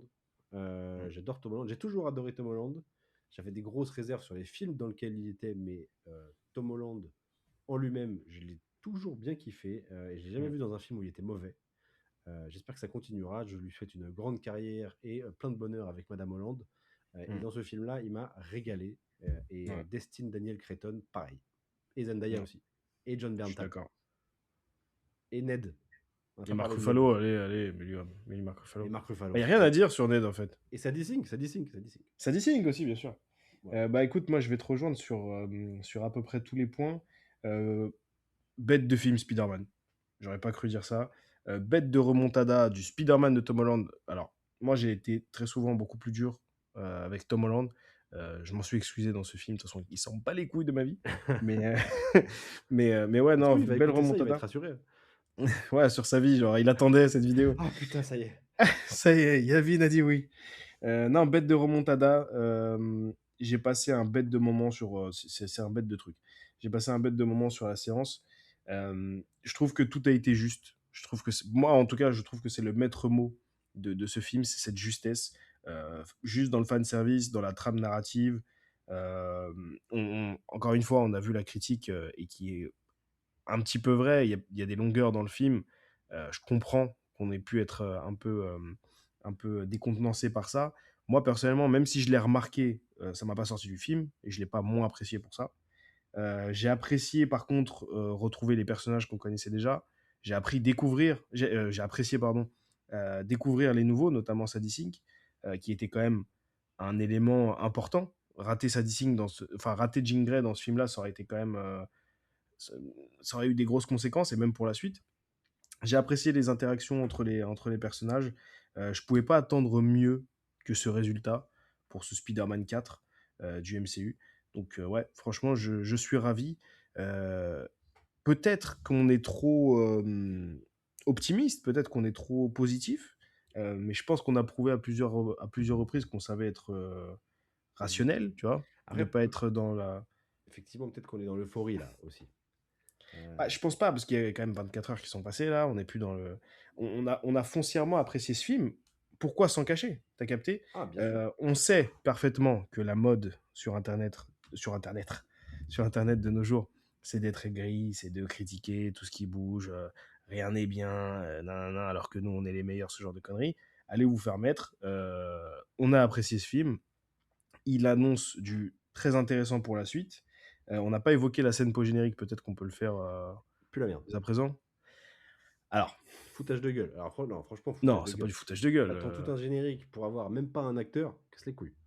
Oui, elle est subtile. Elle est très subtile. Elle est assez mystérieuse. Et en plus, on peut l'interpréter de plusieurs manières. Parce que nous, on a donné notre interprétation quand on sortait du cinéma hier. Mais en fait, il peut y avoir un autre délire. C'est que rien n'indique dans cette scène post-générique que c'est pas Tom Holland qui se déplace. Est-ce qu'il n'aurait pas été téléporté vers une destination qui pourrait être Battleworld, tu Peut-être. vois, pour Secret Wars, ou est-ce que c'est un autre Spider-Man qui est arrivé dans l'univers? Bref, ça peut être Mais plein le de problème, choses. c'est que de base, ça n'a aucun sens parce que l'appli de Ned, elle marche au signalement. C'est-à-dire qu'il y aurait un mec sur le Battle World qui aurait pris son portable et dit Hey, il y a Spider-Man. Mais pourquoi pas? Mais c'est de la merde. Ce serait rigolo. Non, Non, mais bref, en tout cas, c'est voilà, on nous tease vraiment. On est juste aussi dans le teasing. Là où on a reproché pendant longtemps au film du MCU d'être juste un entre-deux film important. Là, le teasing se fait de manière subtile. En tout cas, on sait de sources sûres que Tom Holland ne sera pas dans Doomsday, mais il sera certainement, là, de sources moins sûres, mais par les rumeurs, on sait qu'il sera dans Secret Wars et qu'il aura un rôle très important dans Secret Wars, Et je serais content peut-être de le en tant voir que aussi, leader. je pense. Alors, voir ce Tom Holland-là, leader des gentils dans Secret Wars, dans un univers contrôlé par Doctor Doom, donc avec potentiellement la rencontre avec Doom, avec le visage de Tony Stark, tout ça, ça peut être une Ouais. immense dinguerie. Ouais. Si tant est qu'en plus il ait le costume noir à Secret Wars, parce que ça aussi c'est un sujet. Moi, franchement, sur ce film-là, sur Brand New Day, ils m'ont peut-être un peu récupéré, Marvel. Je suis peut-être une merde. C'est un peu comme une ex toxique. Là, je pense que je suis en train de retomber. Il y a moyen que je la rappelle et que je mette une cartouche, comme on dit. C'est poétique. Non, franchement, c'est très. Ça présage effectivement du bon. Et c'est un truc qu'on n'a pas dit aussi, mais c'est que, comme tu as dit, souvent les films du MCU s'inscrivent dans une phase, ils sont pas forcément ultra intéressants seuls, tu vois. Et là, je trouve que ce film-là se suffit parfaitement à lui-même. Ouais, grave. En tant que film Spider-Man, tout en apportant quelque chose au MCU, donc c'est assez cool. Exactement. En fait, c'est un bon film Spider-Man du MCU. Parce que il a plein d'éléments qu'on retrouve parce qu'il est dans le MCU, notamment tous ces team-up là, le Punisher, Hulk, Jean Grey, tout ça, c'est très comique, c'est très univers interconnecté. Mais le film est un film. Ouais, ouais. C'est pas un entracte vers Doomsday. C'est Spider-Man 4. Et ça a de la gueule. Il est très très bien. Voilà. Je suis ravi en tout cas d'avoir vu ce film. Je suis ravi Pareil. de l'avoir vu en ta compagnie et d'avoir pu en parler. En plus, oui. C'était vraiment excellent. Nous allons conclure, puisque demain je me réveille Tout à fait. très tôt et j'ai déjà la tête dans le fion. Mm. Et je vais aller mettre la viande dans le torchon, comme on dit. C'est-à-dire, Comme on dit. j'adore cette expression. Nous sommes disponibles sur TikTok, Instagram, Spotify. YouTube Voilà. et Letterboxd. Putain, Letterboxd, bordel. Oh on l'a putain, Letterboxd, ouais, c'est vrai. Allez nous Euh, suivre sur Letterboxd. dit. Nous allons rajouter le lien dans nos liens disponibles. Nous allons... Alors, normalement, cet épisode sort le 1er août. Le samedi 1er août, tout à Samedi fait. 1er août, si tout va bien. 14h Vous aurez certainement. également un épisode la semaine d'après. Oui. Ensuite, vous n'aurez pas d'épisode. Et on... Ah, c'est pas encore ça. Ah ouais? Mais mec, qu'est-ce Ouais, que tu veux qu'on sinon, fasse vous aurez pas d'épisode. Vous aurez pas Voilà, d'épisode. vous n'aurez pas d'épisode et on revient en septembre avec toujours plus Voilà. de contenu et notamment la rétrospective Harry Potter parce qu'effectivement on l'avait un petit peu oublié. Mais voilà, elle Elle va arrive, doucement cette rétrospective. elle revient et on va mettre un petit coup de collier sur Harry Potter parce que c'est vrai qu'on a un petit peu oublié notre bon binoclard. Donc Le sorcier. donc voilà. Abonnez-vous, parlez de nous autour Ouais. de vous, faites tourner. Voilà, on se développe tranquillement, mais c'est vrai que Très tranquillement. un coup de pouce, un coup de pouce n'est pas de refus. Donc merci à tous, en tout cas, de nous avoir Merci beaucoup. écoutés. Et surtout, Pas de sucre dans le café. C'est ouf que ça te sorte un truc comme ça. Ah, ça te la coupe. Montrer la série Berserk, il va fermer sa gueule. Je veux dire, ça c'est pour les enfants, ça hein. Il moulait bien le petit cul de Ryan Reynolds.